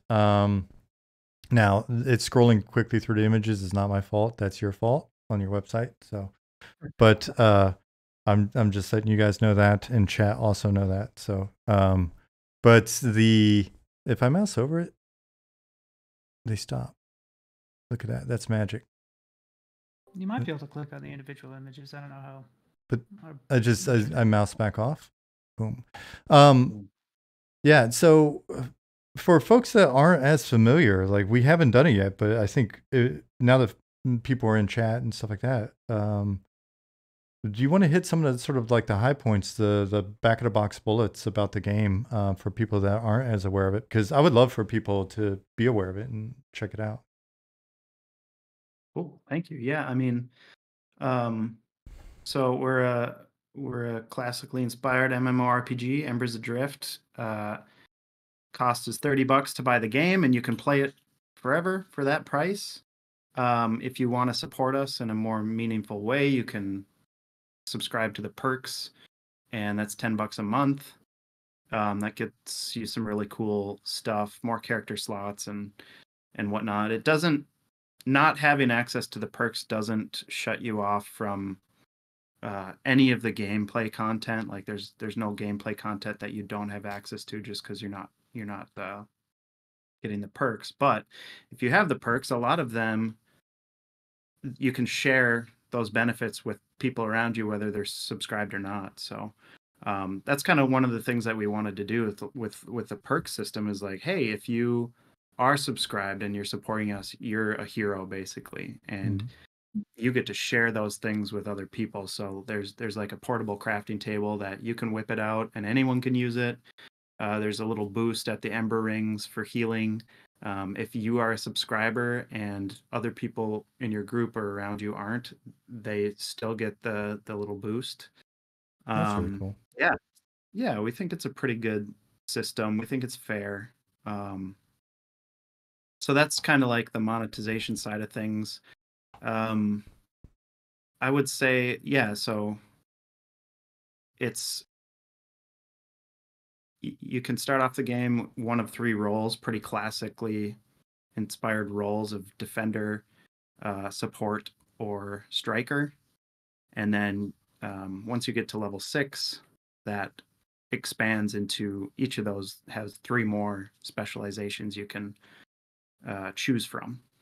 And the NPCs that help you do that are pretty salty to each other. So if you're playing, you should talk to all the NPCs about the different roles. It's pretty funny. So They seem to have opinions. They do. They definitely have opinions. It's pretty funny. So yeah, the supports are like your healers, DPS obviously for the strikers, and then the tanks for defenders. But we feel like we've done a pretty solid job of making each one of the 9 specializations pretty unique. And not only that, but like the synergy between them in a group works really well. There's not like a preferred set of 6 in a group. Really, you can have any of the 6 together. I mean, you kind of want like, yeah, we have our tanks and our DPSs and our healers, but it doesn't matter which of those. And each group is going to feel different. Your strategies are going to change depending on who you have in there. So, yeah, and we do. I don't know. I'm sure all of you guys in the chat recognize the importance of the skill of pulling mobs. We've kind of tried to bring that back in our game. It's really a skill. The aggro system in our game is pretty cool. I'm kind of just ranting at this point, so if Bobby or Adrift... Yeah. Well, someone did mention crowd control in chat too, and yeah. I mean, a little history there. We did have crowd control as its own unique role initially, but we found that they actually had little to do most of the time. So we rolled those into the remaining 3 roles. So of those specializations that we talked about with between the defender, supporter, and striker, one of the specializations for each of those gets a crowd control ability, and sort of like the crowd control defender, the crowd control supporter, the crowd control striker. And so it does make it so that there can be lots of different combinations, and you could end up with multiple CC types within the same group, and then you use them kind of playing off each other to their strengths. Yeah, and it makes things pretty darn interesting too. There's a lot of being careful not to wake the stunned mobs or hit the rooted mobs or stuff like that. So positioning is super important. Even walking around with your torch out can be dangerous because you're much easier to see when you have your torch out. And interesting. Yeah, our mobs even have like a smell detection, a hearing detection, and a sight detection. So yeah, it's pretty unique. I think a lot of people, once they play enough, they're like, holy crap, like the aggro system is like maybe my favorite part of this game. Like, it's pretty cool. But once you have played for a while, you get to level 20, then you can unlock alchemy, which is our magic system. And you start off at kind of like a base level, and then you can kind of grind up those alchemy skills into like a tier 2 of alchemy, which is a lot more big boomy. Yeah, and then it is. I do want to emphasize that the game is about the journey. We talked about this before. It's not about rushing to end game. So we do. It's a bit of a grind. Like, it's not as bad as it was at launch, and it probably will get a little better over time too. But yeah, like we're not interested in like rushing you through levels to get to the end game or anything like that. It's mostly really live in the moment, build friendships and relationships with the people around you, and go make good memories, go explore cool places. It's really about like that community aspect and about making memories with friends. I'm sure you're also very interested in monsters and memories. I'm sure it's not just memories of the past. It's also making good memories while you're fighting monsters. So it is a definitely a over part of the name when we're going in. Yeah. And the idea of having a slow pace action is done intently because it serves several purposes. First, it allows you to immerse yourself into the game and to really build up a relationship with the game. Relationship take time. It's not something that happen in 10 minutes. It is something that built over time. And if you want a relationship with the world, you need to spend quite some time with the world. If you want to have a relationship with other player, you need also to have the time to build that relationship with other player and to see them several times. And that's how you get to build a meaningful relationship. And so this slow paced time allow you to just observe the landscape, immerse yourself into the atmosphere, talk to other players. You can use the chat. You don't have to rush and to dodge and to block and to. You can strategize your combat. You can be more tactical about your approach to the encounter. It is not about being the most dexterous and be a great pianist at your keyboard. It's about being smart and having some weights and stuff like that. So Embers Adrift is created to really give the space for other things outside of the game to happen, and the game is like a treasure box where that can happen.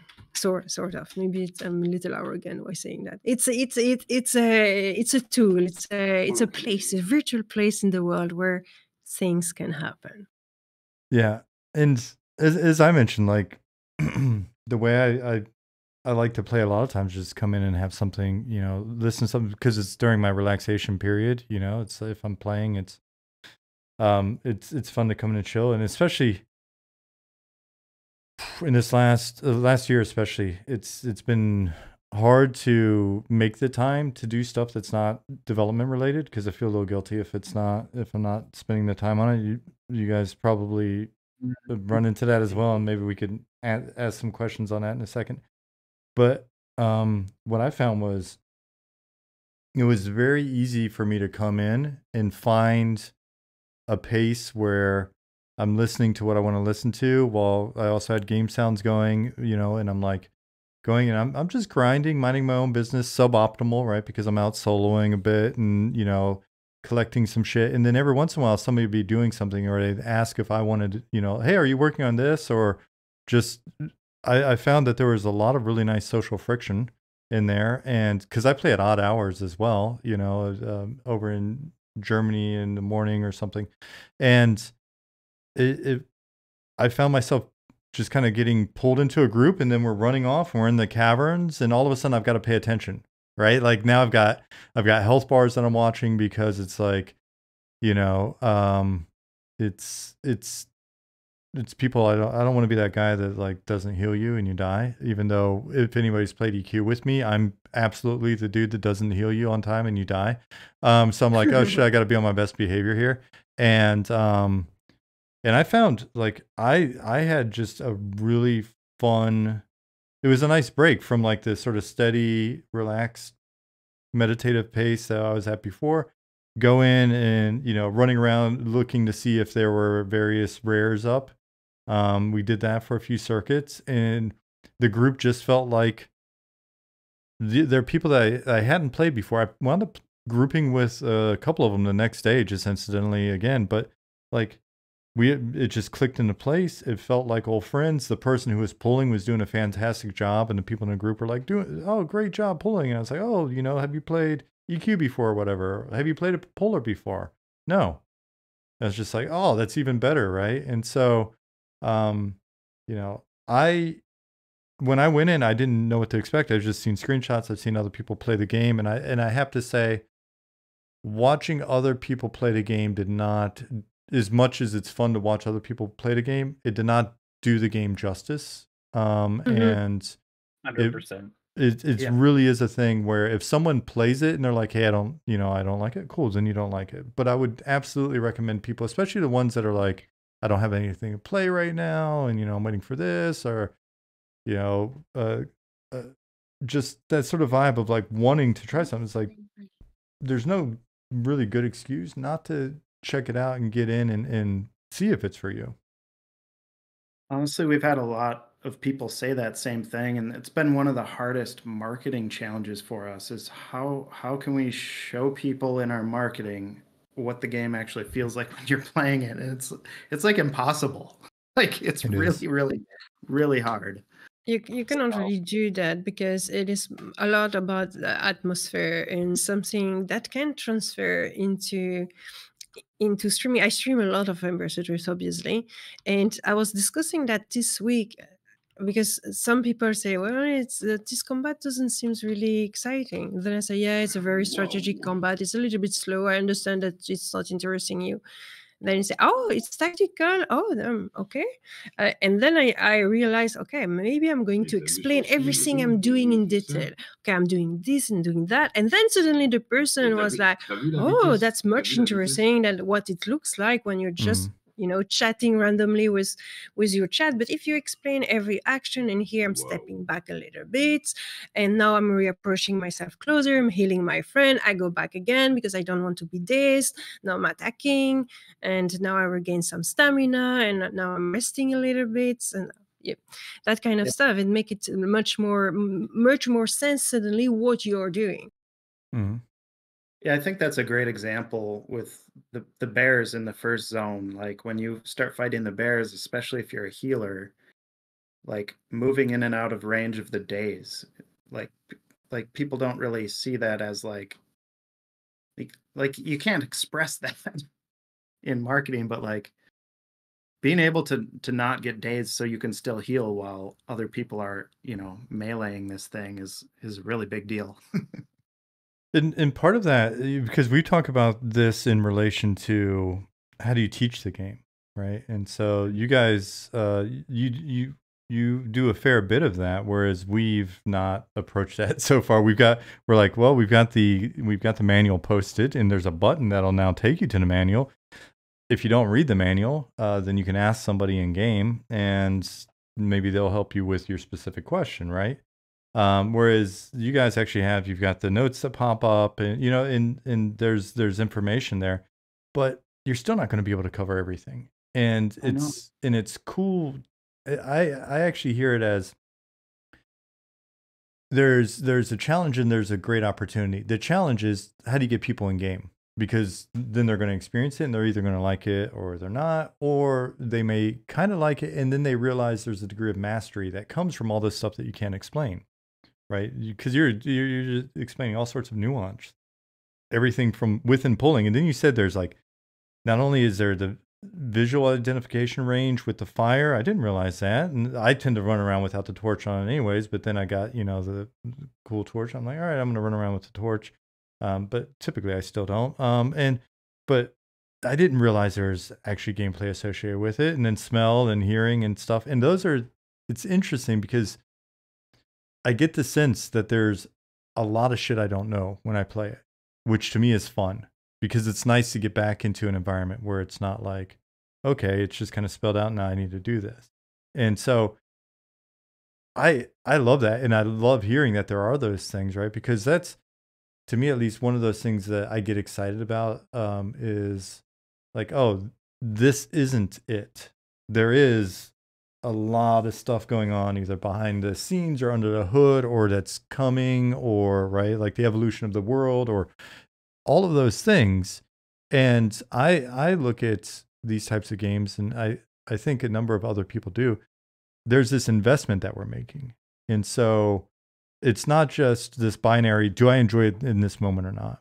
There's with an MMO, for me at least, it's, do I enjoy it as just a base sort of moment to moment activity? But then also, is it going to be here for 2 years or 5 years or 10 years? Are the actions that I'm taking in this moment going to add up to some value over time? Is there that opportunity that on this server, at least, that if I just keep steadily popping in, even if I'm not, grinding every day and sort of min-maxing and cutting edge, and running around with Sparrow and company and all the cool kids, if I'm just steady, then 2 years from now, 3 years from now, will I look back, and as people are coming into this environment for the first time, will I be somebody in this environment, right? There's that investment. And so it's cool to hear that there is that stuff going on. It's always fun to hear that there are other ways to potentially play your class there's not just the optimal way, right? I got that sense. That said, I'm probably playing my class shitty, but I get the sense that I have options and I'm able to do some stuff. I'm playing a Sentinel. And I was actually going to ask you a trick question. I was like, describe the gameplay of a Sentinel in your mind. Right. And then you're going to describe something completely different. I'm like, oh God, my group probably thought I was just ridiculous. Right. But it felt like I felt, because I like playing clerics. But in this case, I felt like I had the choice to be active. And I had the choice to sort of pick my engagements and sort of see where I'm essentially, spending my mana. Is it mana or is it stamina? Stamina? Stamina for everyone, yeah. Yeah. And so Stamina. Yeah. And so I'm like, stamina. So am I doing this the right way, right? And there were those clinch moments in there as well, where it was kind of like, man, we're all getting low on stamina, and shit's actually kind of getting a little hectic in here. And those little choices of, all right, this person pulled this away, or we engaged over here, or oh, we actually got it together and sort of focused this one down, and for me, that was it was really fun and engaging. And some of the stuff that is interesting, there are things that bummed me out, but I also understood why you did it. And then I went ahead and did it the right way. And there was that opportunity. So if you would just let me collect all the things off the ground all the time, I would just spend all my time walking around collecting things off the ground, listening to podcasts. I will never get past level 10 because I would corner the market on random shit that other people didn't want to take the time to pick up. But you didn't. And so I was kind of grumpy at first. I was like, I see these mushrooms that I want to collect. I see some wood over here. I want to smoke some meat and I can't get the wood unless I'm just completely playing the game wrong. And so I was like, all right, if I'm the guy getting the meat and I got to find a person with the, so I just asked, who's got wood? I wanted to smoke some meat. And they're like, I got some wood. I'll swap you. I'm like, oh shit, look at us being social. Right. And so, Nick, after I mentioned your professionalism earlier, and then you say stuff like that in chat. I don't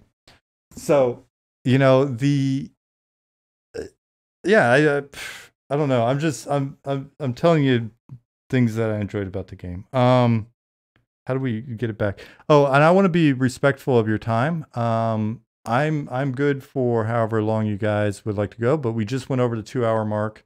And I know you guys have a game to build and things like that. For me, it's the evening, so it's just kind of like difference between 10 and 11 isn't that big. So you guys let me know. But I want to make sure that we also cover everything. We've talked about monetization. We've talked about classes, class progression. What else are we missing anything? I don't know. Exploration, the world. I don't know. I guess one of the things that I think is pretty good in our game that I don't think people recognize also is learning the zones and how the world kind of helped you do that. So instead of looking at a compass, you're actually looking up with your character into the sky to find Bloopeter. And then you're looking around you. Oh, like I remember that Ember Ring here. There's another one kind of east. And I know east is this way because, Ibax is right there. And I think that has kind of been one of the things that is kind of gone by the wayside in a lot of modern MMOs. And I think it does create a whole kind of different experience for people. And then when you get into the dungeons, it's like a whole nother level because those things are so maze-like and long. And I will jump on that and say that in Embers Adrift, it's not only to be good at your class that matter. It's not just to be good. Sorry for the sound behind. It's not just to be good at your class and at fighting and at combating, but people that are really good at exploring, they will shine. In many other games, they don't have the occasion to shine because the GPS is always indicating everyone and no one cares. While here, and I had several persons giving me that feedback. Mm-hmm. Some people are really bad at recognizing their way, and they need other people to guide them, or they need something. Those people can be frustrated sometimes that there is no compass.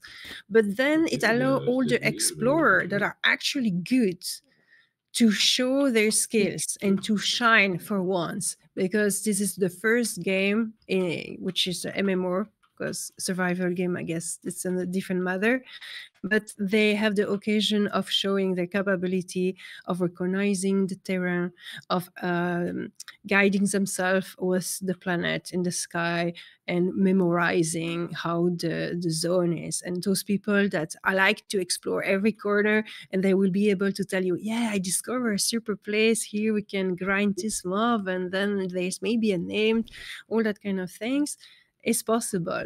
The other skill which is required is a social skill, a social skill that is often not acquired anymore in MMORPG, because you don't have to do it. You can just join a dungeon finder, and you have the matchmaking that pop you with 5 other people, and you teleport in the dungeon, and you do your stuff, and you don't have to say hi. Here in Embers Adrift, if you have good social skill, you will be rewarded for it. You will have more easy time to make groups. People will know you. They will trade with you because they know you are the woodworker which can craft that stuff. And so someone which is taking the time to explore their social skill will also be able to shine in a particular way. And so you can be very bad at playing the game and excellent at setting up a group, or excellent at finding your way. Yeah, and that natural leadership definitely shines. It's been cool having people that know their way around and asking, are you on this quest, or hey, do you want, and just being able to follow them around. So Nicodemus has some good questions. Best practices or lessons you've learned that you guys can share. I think one of the big things people can sometimes get hung up on is the darkness level at night. Like some monitors, and this was kind of new to us, kind of going in, we want a dark game, but some monitors just are way too dark, and so we have a slider in there, the exposure slider. If you put it all the way down to -1, that will make your nights more tolerable. So that's one thing. Making sure you're not in like combat stance when you're trying to equip something is another one I see people trip up on a lot early on. Just using the grouping tool. I guess I should say the LFG tool, the social tool. It's not a grouping tool. It won't put you in a group, but you can mark yourself as LFG. It'll put a little blue icon above your name, so people, if they see you, they'll know you're LFG. But I don't think it's like the best kept secret in the game. I don't think people use it as much as they ought. But pairing that with, a LFG message in the world chat or something like that really goes a long way. Is that Nick from your team? I feel like he's asking us. Yeah, it's more development question, not necessarily like a gameplay question. Yeah, Gotcha. That's Nicodemus. Any best practices you could share about developing games? Yeah, absolutely. So the LFG tag Use is LFG. Looking for game devs. Yeah. What do you guys think about the most challenging feature to implement? I think is to find the balance between listening to the community and keeping head on with our vision. And so being able to compromise without compromising too much, not getting ourselves, what can I say? Not hitting the oh shit button and changing things too quickly. Yeah, because we could be tempted to say, oh, they're not happy, they don't like that, we should change it. But in fact, we will kind of destroy the game if we were doing it immediately that way. So it's always to consider things, but slowly, and to let things think, which is why you don't always see the change like right away, even if it seems obvious that we should fix that. We actually have had people give us feedback, and then, because we have a monthly cycle, and we're probably won't change things month to month with feedback. Like, we want to let it sit and stew for a little bit. We've had people like give us feedback about something and be like, you know what, after I played this for this month, like disregard, like this is actually really fun. Yeah. So not hitting that panic button right away is really, really good. Unless it's like very clear, like, okay, yeah, that was stupid. Yeah. Sometimes someone make a request, the next day it's in the game, or almost the next day, the next patch. But it has happened sometimes, and people were like, "What? Oh, that's so cool! I asked that last week. So nice." That's when Bobby has an illumination and an inspiration. Yeah, I guess for the first question, I think like one of the things that we did a lot of early on that we had to change is making lots of changes all at the same time. And yeah, Bobby's nodding over there. That like because we moved very fast in beta and even like just after launch, and like we were making all sorts of changes to all parts of the game, and it's just became impossible to kind of separate out what parts of the feedback were directed at what change, and we just had to like slow down. And that's kind of like another reason for like doing monthly patch cycles instead of weekly is, you know, trying not to change too much too quickly, even if it is, you know, the feedback is very strong and loud, that we need to take the long path and be patient and change things slowly. And then even for like the second half of that question, which challenging features. Yeah, I would liken to like our we released Alchemy, right? That was probably a great example of this. And the costs were higher than a lot of people expected for the use of the magic system.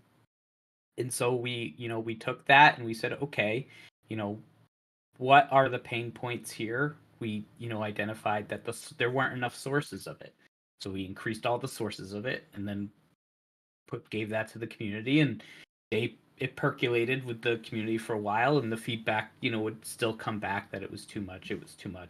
So we said, okay, we'll make another adjustment, and it's just not like doing too much too fast.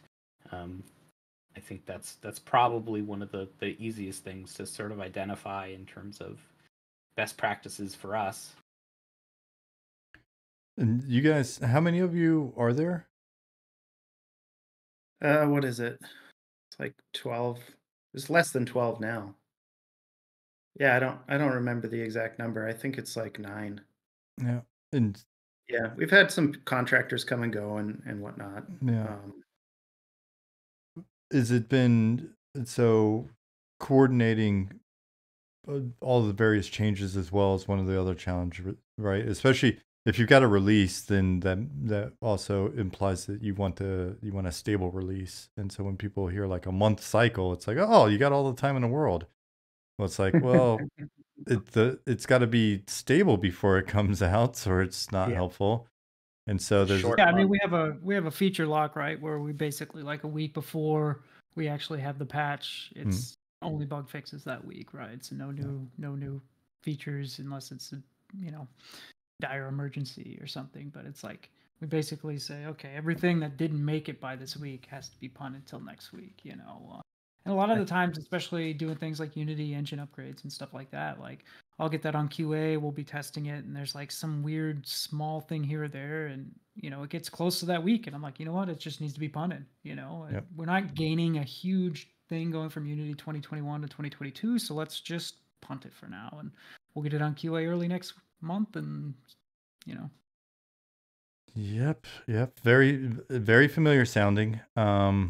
If and I'll be honest, if it wasn't, if the challenge of if the challenge of coordinating, getting you guys together and also getting folks from the team together wasn't so daunting, I would have suggested that when we first started talking as well. It's like, oh, and then try to have, folks on the design side and Ali could sit there and nod right along as you're talking about Unity updates and stuff. And so that may be a thing that we could do in the future, but I figured it'd be easiest just to come in do this and kind of see how it goes. The challenge with having, 9 people or however many people is also getting all of that stuff in and knowing what went in, and then knowing what sort of might have broke the other thing unexpectedly. That's essentially my job, Yeah. is managing the Git repository, to merging all the branches together and understanding how the different systems interact with the other systems. And basically, I have this like overview of how all these things interconnect and try and, maintain how changes might impact the other systems in my head. And that's a lot of the things that people don't necessarily consider when, suggestions are made for seemingly simple changes, and the ripple effects that they could have on other systems and how other systems interact with other systems. So it's just it's a big thing, and I just try and keep most of it in my head and consider it when we are making any changes. So Right on. Yeah, guys. Yeah. Yeah. What else you guys have? It's funny because I know there are a lot of questions asked early on, and I'm sorry, folks in chat. I was ignoring them because I really this time around I wanted to focus on what was actually being said, and not, because it's easy for me to. A question gets asked, and then the answer's happening. Let me check what's going on in chat or whatever. I missed that. I didn't want to do that this time. So. Do I have any super awesome questions written? We already covered all that stuff. Yeah, I am, I'm excited to see how you guys move things forward. Because it just to be perfectly honest, over the last, especially this last year, I've been so caught up in our world, in like making, it's the first year for us, it was just 4 of us, and and 3 of us were very, like, pretty hands on. It was just Ollie was basically making sure all the tech worked. From like week 1, it was like we as soon as we were like, hey, do you really want to do this? It was essentially like Ollie, Nick, and I talking, and I think even separate DMs, and then finally, let's just start working on this. And immediately Ollie was like, okay, well, we've got a room now, and now there's a capsule. Now, like, oh, cool, now it's network, there's 2 capsules, and all right. And it was just like immediately like, let's have something playable from the moment we start from this point forward. And so, Ollie and Nick were working on different design stuff, and the 3 of us were working on like design tooling, and then just base tech, and Nick's background's QA, and he's gnarly at it, right? And so just from day 1, we were already basically had a sort of a QA process, right? Even when we were bullshitting, it was like, all right, this thing's going in, it's getting QA, there's feedback, and it's like, all right, well, let's start actually recording that feedback, and then next thing you know, we've got issues in GitHub and stuff. In that first year, it was just very much like I guess we're doing this, right? Like, it's weird. I don't even know what we were thinking, other than, hey, let's stream the development of a game, I think was mainly the thing. I think that was the main thing. It was like, because then we could talk about development. If anybody has questions, maybe there's some insight I could provide or whatever, and then we can just talk bullshit about development, and then we'll see. And then maybe this will turn into a thing or whatever. And it was, that just started rolling for us. But when it was only 4 of us, and Bunny was on the team at the time working on like world building and lore and stuff with me, it was kind of lapsed the days ago, I'll be honest, right? Like, I think that we had COVID going on, and I was in Sweden, and things were pretty chill there, and it's like, all right, I'm gonna go out and get some beers, and then we're gonna do this thing and poke at it, stream some more. And it was just sort of like, it wasn't intense by any means, trust me. It was like, oh, we're playing some EverQuest tonight, that's what we're doing. P99, that's what the stream's about all week. Or like, I'm gonna sit here and camp this damn spawn for 20 hours this week. but then year 2, once and I was making, you know, bullshit art in Blender, and actually having to ask chat, like, guys, what button makes the art in Blender, kind of thing. So thank you, chat, for helping us get our first zones in place. And so then we got, you know, when we expanded the team, we've got more folks on, essentially additional programming help, actual artists on the team and stuff. And then we started getting a little bit more real and started rolling a bit. And then year 2 going into year 3, it's just like, oh shit, we're actually making a game, right? Like, I think the rest of the team knew this, and I was like, we're actually making a game. All right, and so it's been a little bit harder to make the time to play other games and pay attention to what's going on. And so I saw you guys, and I heard about it, and people in our community were definitely talking about it.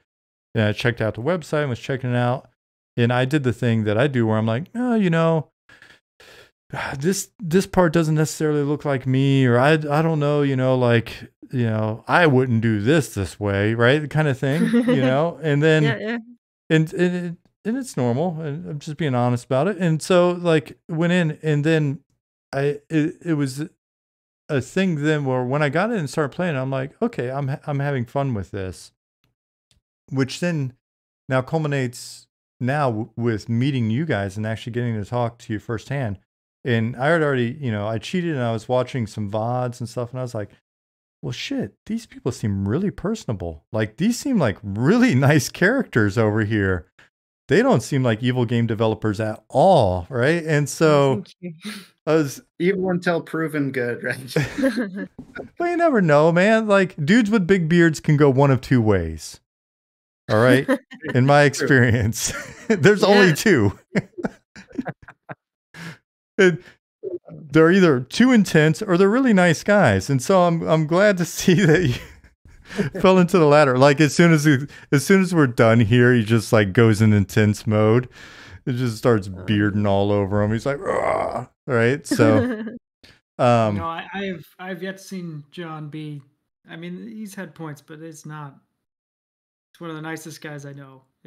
I feel so bad when he brings me such good ideas and I have to say no. Yeah. Hey man, Yeah, I'm it's just true. trying to throw crap at the wall and see what sticks. Hey man, so you gotta get right? If it doesn't stick, it doesn't stick. It's not your fault.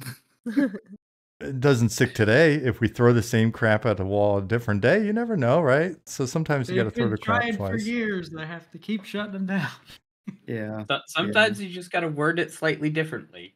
Just like Mm.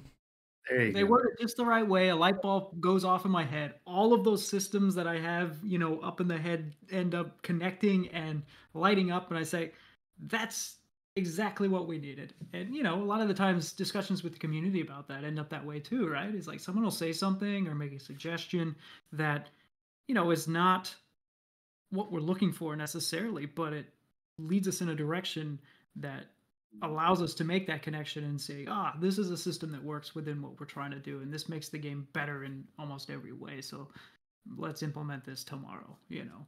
Mm-hmm. Yeah. I really like. Go ahead. Sorry, Eloa.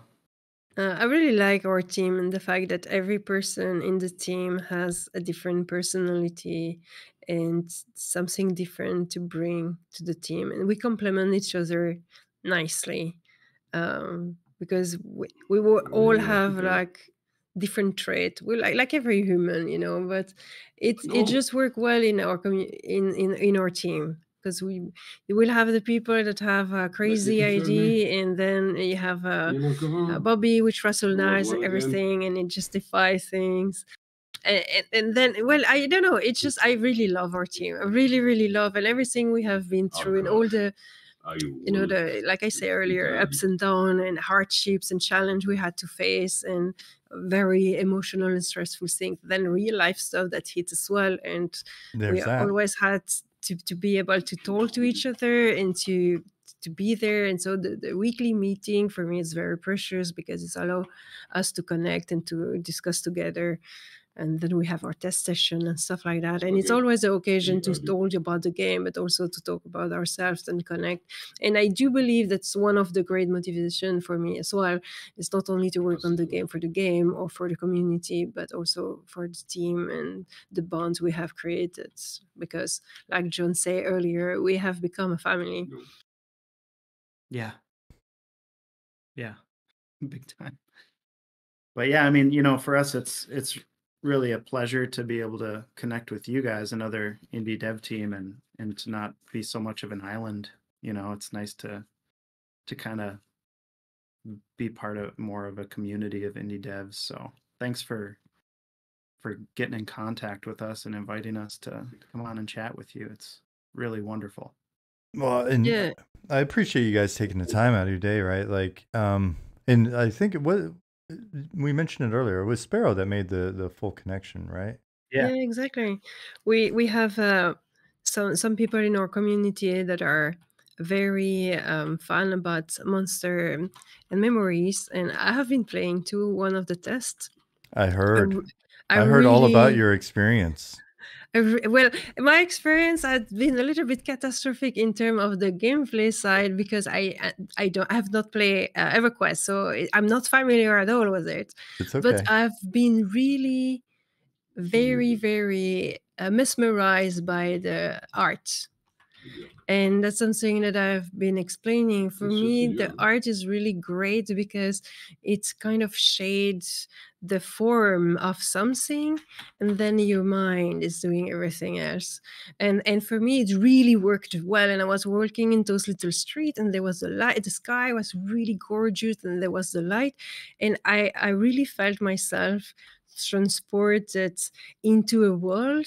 And I realized, like, if I observe with my eye, I can see, okay, it's simple graphics, it's not like fancy new world, but my mind is making it all inside my head, and that's what I really loved about it. Appreciate that. Yeah, and I think you'd actually mention that because I on a stream or somewhere I had heard that part, and I was excited because that's been a goal, right? That's really been something that we've talked about since year one. You know, it's like, how do we leave enough negative space, or honestly so much negative space that there's a lot of just filling in the blanks? Because when we were deconstructing what we liked about the old graphics, it was a lot of that, because we'd go back and be like, oh, none of this shit, like, because we'd look at the levels, we were like, oh, none of the stuff that I imagined was in here, right? Like, it was just a different Yeah. experience. So I definitely appreciate that. Take that as a big compliment, and it's nice. It's nice to see that. But we also know that there are definitely some. We do some frustrating things to people, and sometimes very intentionally, and we'll see if that works for us. But yeah, no, it's super cool of you to take the time and to coordinate and do this. And I would say on the indie dev side, you know, it's easy to have these kind of things and say, hey, keep in touch or whatever. But we do have some folks that we've worked, you know, we not work with, but that we talk to regularly on other teams. The guys over at Evercraft Online, you know, for I think years now at this point. You know, it's been fun to just get the random DM, you know, and be like, oh, hey, what's going on here? Or, oh, I just popped in a playtest, or you know, be like, hey, we've got a playtest coming up, and bullshit and talk. And so I will definitely say that if you're interested, always, I mean, you know where to find folks in our community. You know, they're in here now as well. Pattis / Harrison was, I think he said, Wendy, that he had hopped into your stream during the test, and that's where it first heard about it, because the guys are really good about that. Usually I'll stream a playtest, but everybody else is like in other people's streams or channels or whatever, and watching to see like what is or isn't working or whatever. So I would love to keep up. I mean, we're already kind of this way where it's like always happy to share anything that we can, like, you know, technical details, or if we've run into something, or if the latest Unity update's been weird, or any of that shit. I'm always happy to discuss tech things, especially with other teams that are going through the same process that we are, because it's definitely a learning process, and every day I'm like, oh, okay, here's another. Every time I go to upgrade Unity, there's some engine bug that is obviously in their LTS version. It's just a nightmare, right? So like, Yeah. being able to share that with other teams and talk about, different problems and how you might solve them. And, there's a lot of back end. For example, we've been fighting some memory leak stuff on our servers for the past, year. Yeah. And it's a challenge. So I definitely am happy to talk about that kind of stuff and the lessons that we've learned from that, because it's learn as you go and stuff that's not talked about frequently, because I don't know how you guys are running your servers, if it's an actual Unity executable or something else, but there's I've got like no one else is. Yeah, I've got the feeling. Basically, I would I'll go ahead and speak for Ollie and volunteer his time. But like these are conversations that I've noticed he likes to have. And so he loves getting into the Grognardian details of not only how the server is currently implemented, but like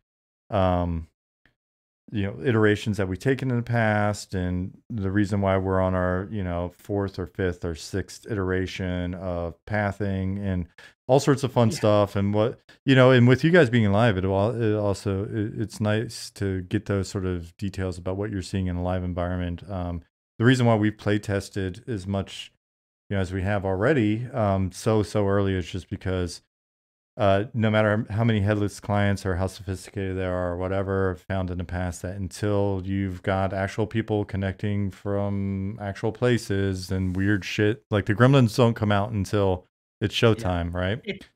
So yeah, I mean, it's 100% the truth. Like that memory leak bug, I fixed it, or I fixed a lot of it, right? And then we pushed it to live, and then suddenly the server started deadlocking when GC came around and was like, I'm going to clean these things up, and the engine would literally just stop responding, and everyone would get disconnected. And we had automated services that would restart zones if they went offline or if they crashed or whatever happened, but they didn't pick this up because the zone didn't crash, but the CPU spiked up to 200%, and you could connect the profiler, but it wouldn't return any data. It was just like so I'm sitting here trying to comment out all of my old code and revert the changes and build another server. And oh man, that was a very stressful part soon after launch. So but yeah, there's a lot of things learned from that. Yeah. So.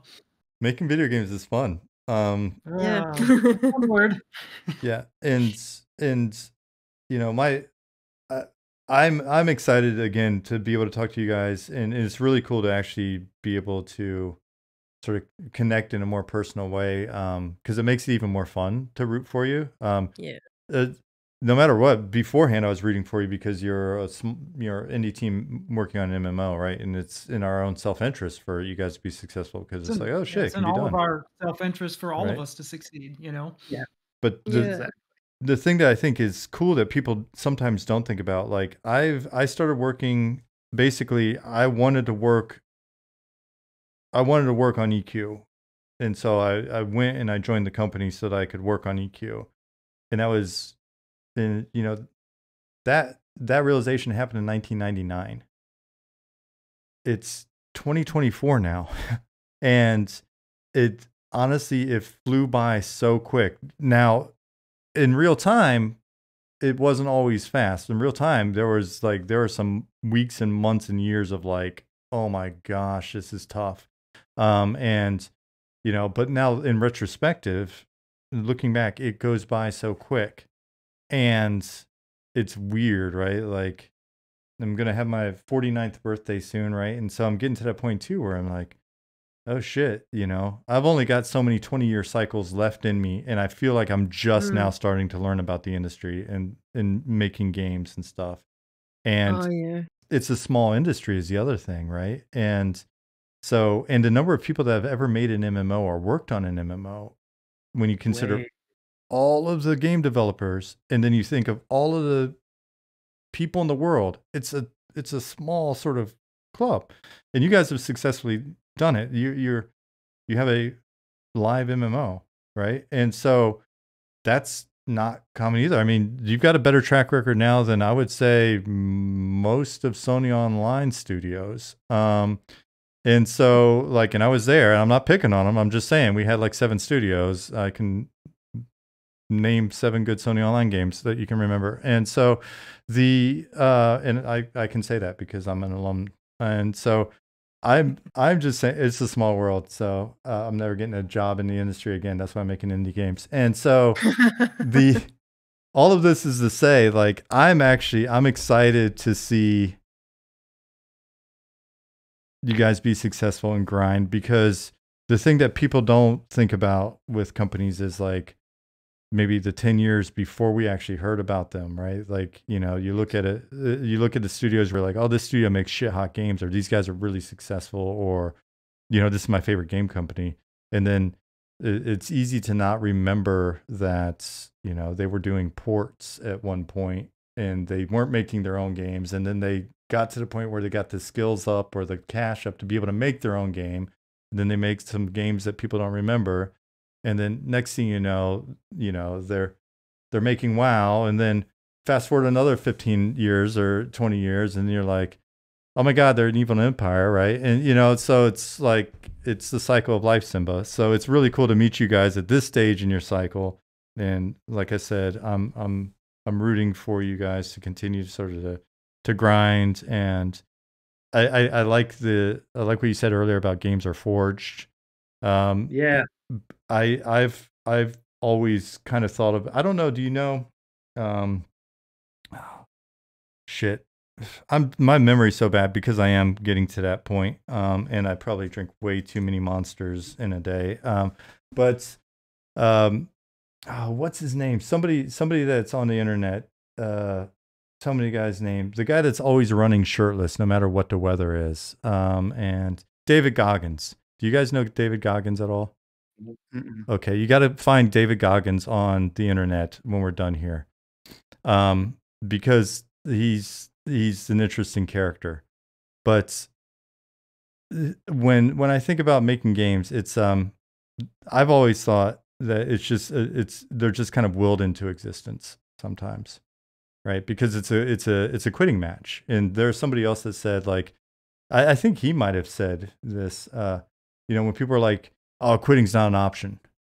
No, quitting is absolutely an option. Quitting is the easiest option. It's honestly, it is the biggest option. It's I am done with this shit. I am so frustrated. I'm not doing this shit anymore. Or, hey, you know what? Like, I can go make more money doing something else. Or, you know, F all of you, table flip. I'm tired of arguing about this decision or design change, or, you know, blah, blah, blah, blah, blah. Like, quitting is always an option. But the interesting thing is that perseverance, like the marathon that is making these games, and then once they're live, pushing them, driving them, grinding them, and continuing to build your community and make the game better and better and better. Like, that is just such a fun exercise in willpower that's why I get excited about indie MMOs and indie MMO teams, right? Because I wish everybody success. I don't know that every team's going to be successful. You know, like, I've seen other games, we've talked to people in the past that have come up and disappeared, and, you know, some people haven't found the rhythm, you know, whatever it is. I'm really excited for the idea of, you know, in 10 years looking back and going, oh shit, yeah, that was them running shirtless in the snow, not giving up, like, in all of the scenarios where it was like they could have quit, they didn't, and then they made some cool shit. Yeah, I don't know. So that's my thought pattern on all of this. We'll run the race together. We're really excited for you guys too, and Yeah. really happy to support you guys in any way we can. I have a feeling that the relationship's probably going to be the other way around, but yeah, just delighted to be here and to, you know, be talking with you. So it's really interesting because obviously it's like the content creators go through specific trouble and problems and challenge and joys, etc. And there's really only other content creator that can speak about those specific things. And I think it's the same thing with indie devs. We are encountering the same kind of struggle and problem and challenge and overcome and things like that. So it's great to be able to have an exchange and yeah, heart to heart, or like we did right now. It's really cool. So thank you very much. Not everyone is doing that, so it's really nice to be able to build relationships, and I think it's beneficial for the community as well. And because I'm always part of this mindset that there is no competition, there's only collaboration. And so my success is your success is my success. So I have interest that you're successful, and that's how we nourish and build up each other. And I think like everyone benefited from it, the community, the players, the developers, the games, the industry, etc. And so I think it's great. So thank you very much for doing this step. Thank you. And you're a better person than I am. I do believe that it is good to some people need to be destroyed. So there is some competition, but not you guys. So cool, man. All right. I always hate, like, it's hard to wrap these things up because I'm like, I'm sure there's tons of shit that I should have asked or would have asked or whatever. I'll definitely be thinking about that later, and we'll fire over some questions. If you guys run into anything on your end, then always feel free to ask. And then who knows? Yeah, at some point we, if you, when the dust settles and all that stuff, you're like, hey, that was fun, and you want to do it again, or if there's a specific topic or a checkout, like a check-in point, or if you guys are doing something big and you want to talk about it or whatever, yeah, just cool. Yeah, that sounds fantastic. And then what we need to do is to play each other game together. That would be really cool. To do a team of mixed dev playing each other game and discovering and chatting about the games as we play it. That I think that could be fun. You know what? And I would think that could even be fun offline. That, you know, where it's one of those things, because then we could even, you know, we could say some stuff and we're not worried about whether or not somebody's going to overhear it, or I have words. Yeah. You can be honest when you're going back to your corpse in the pitch black dungeon without any of your shit on, and your spell book is on your corpse. You can let us know exactly how you really feel, and we'll totally consider that opinion, and we'll put that over in the opinion pile. But yeah, so no, awesome, guys. Thank you very much. I'm gonna wrap up then, because I feel bad that I'm dragging it on for you. And again, appreciate your time. Thank you for being here, and I'm excited to chat with you guys more offline. And thanks again. Feel free to we can take a moment to say bye to people and chat and stuff as well if you want to. Thanks again, Sparrow. Yeah, special shout out to Sparrow. Go follow Sparrow on her on her Twitch thing. And everybody else, I will shit. Oh, I forgot. It's always awkward when I click this off because I've got to switch scenes and stuff, and I'm so not good at this. Okay, so but that's not your problem. That's my problem. We'll do this, and then I'll basically wrap up here. You know what? I'm just going to end the stream. I'm going to end the stream as well. I'm not going to say goodnight to everybody as usual. So good night, everybody. When we're done here, I'm clicking off, and then we'll see each other later. And I'll be streaming tomorrow because Jasmine's got a thing, and I missed my stream on Tuesday, so we can talk more about this tomorrow. All right. Bye, everybody. Thanks again to you guys. It was very, very cool. Yeah. Peace.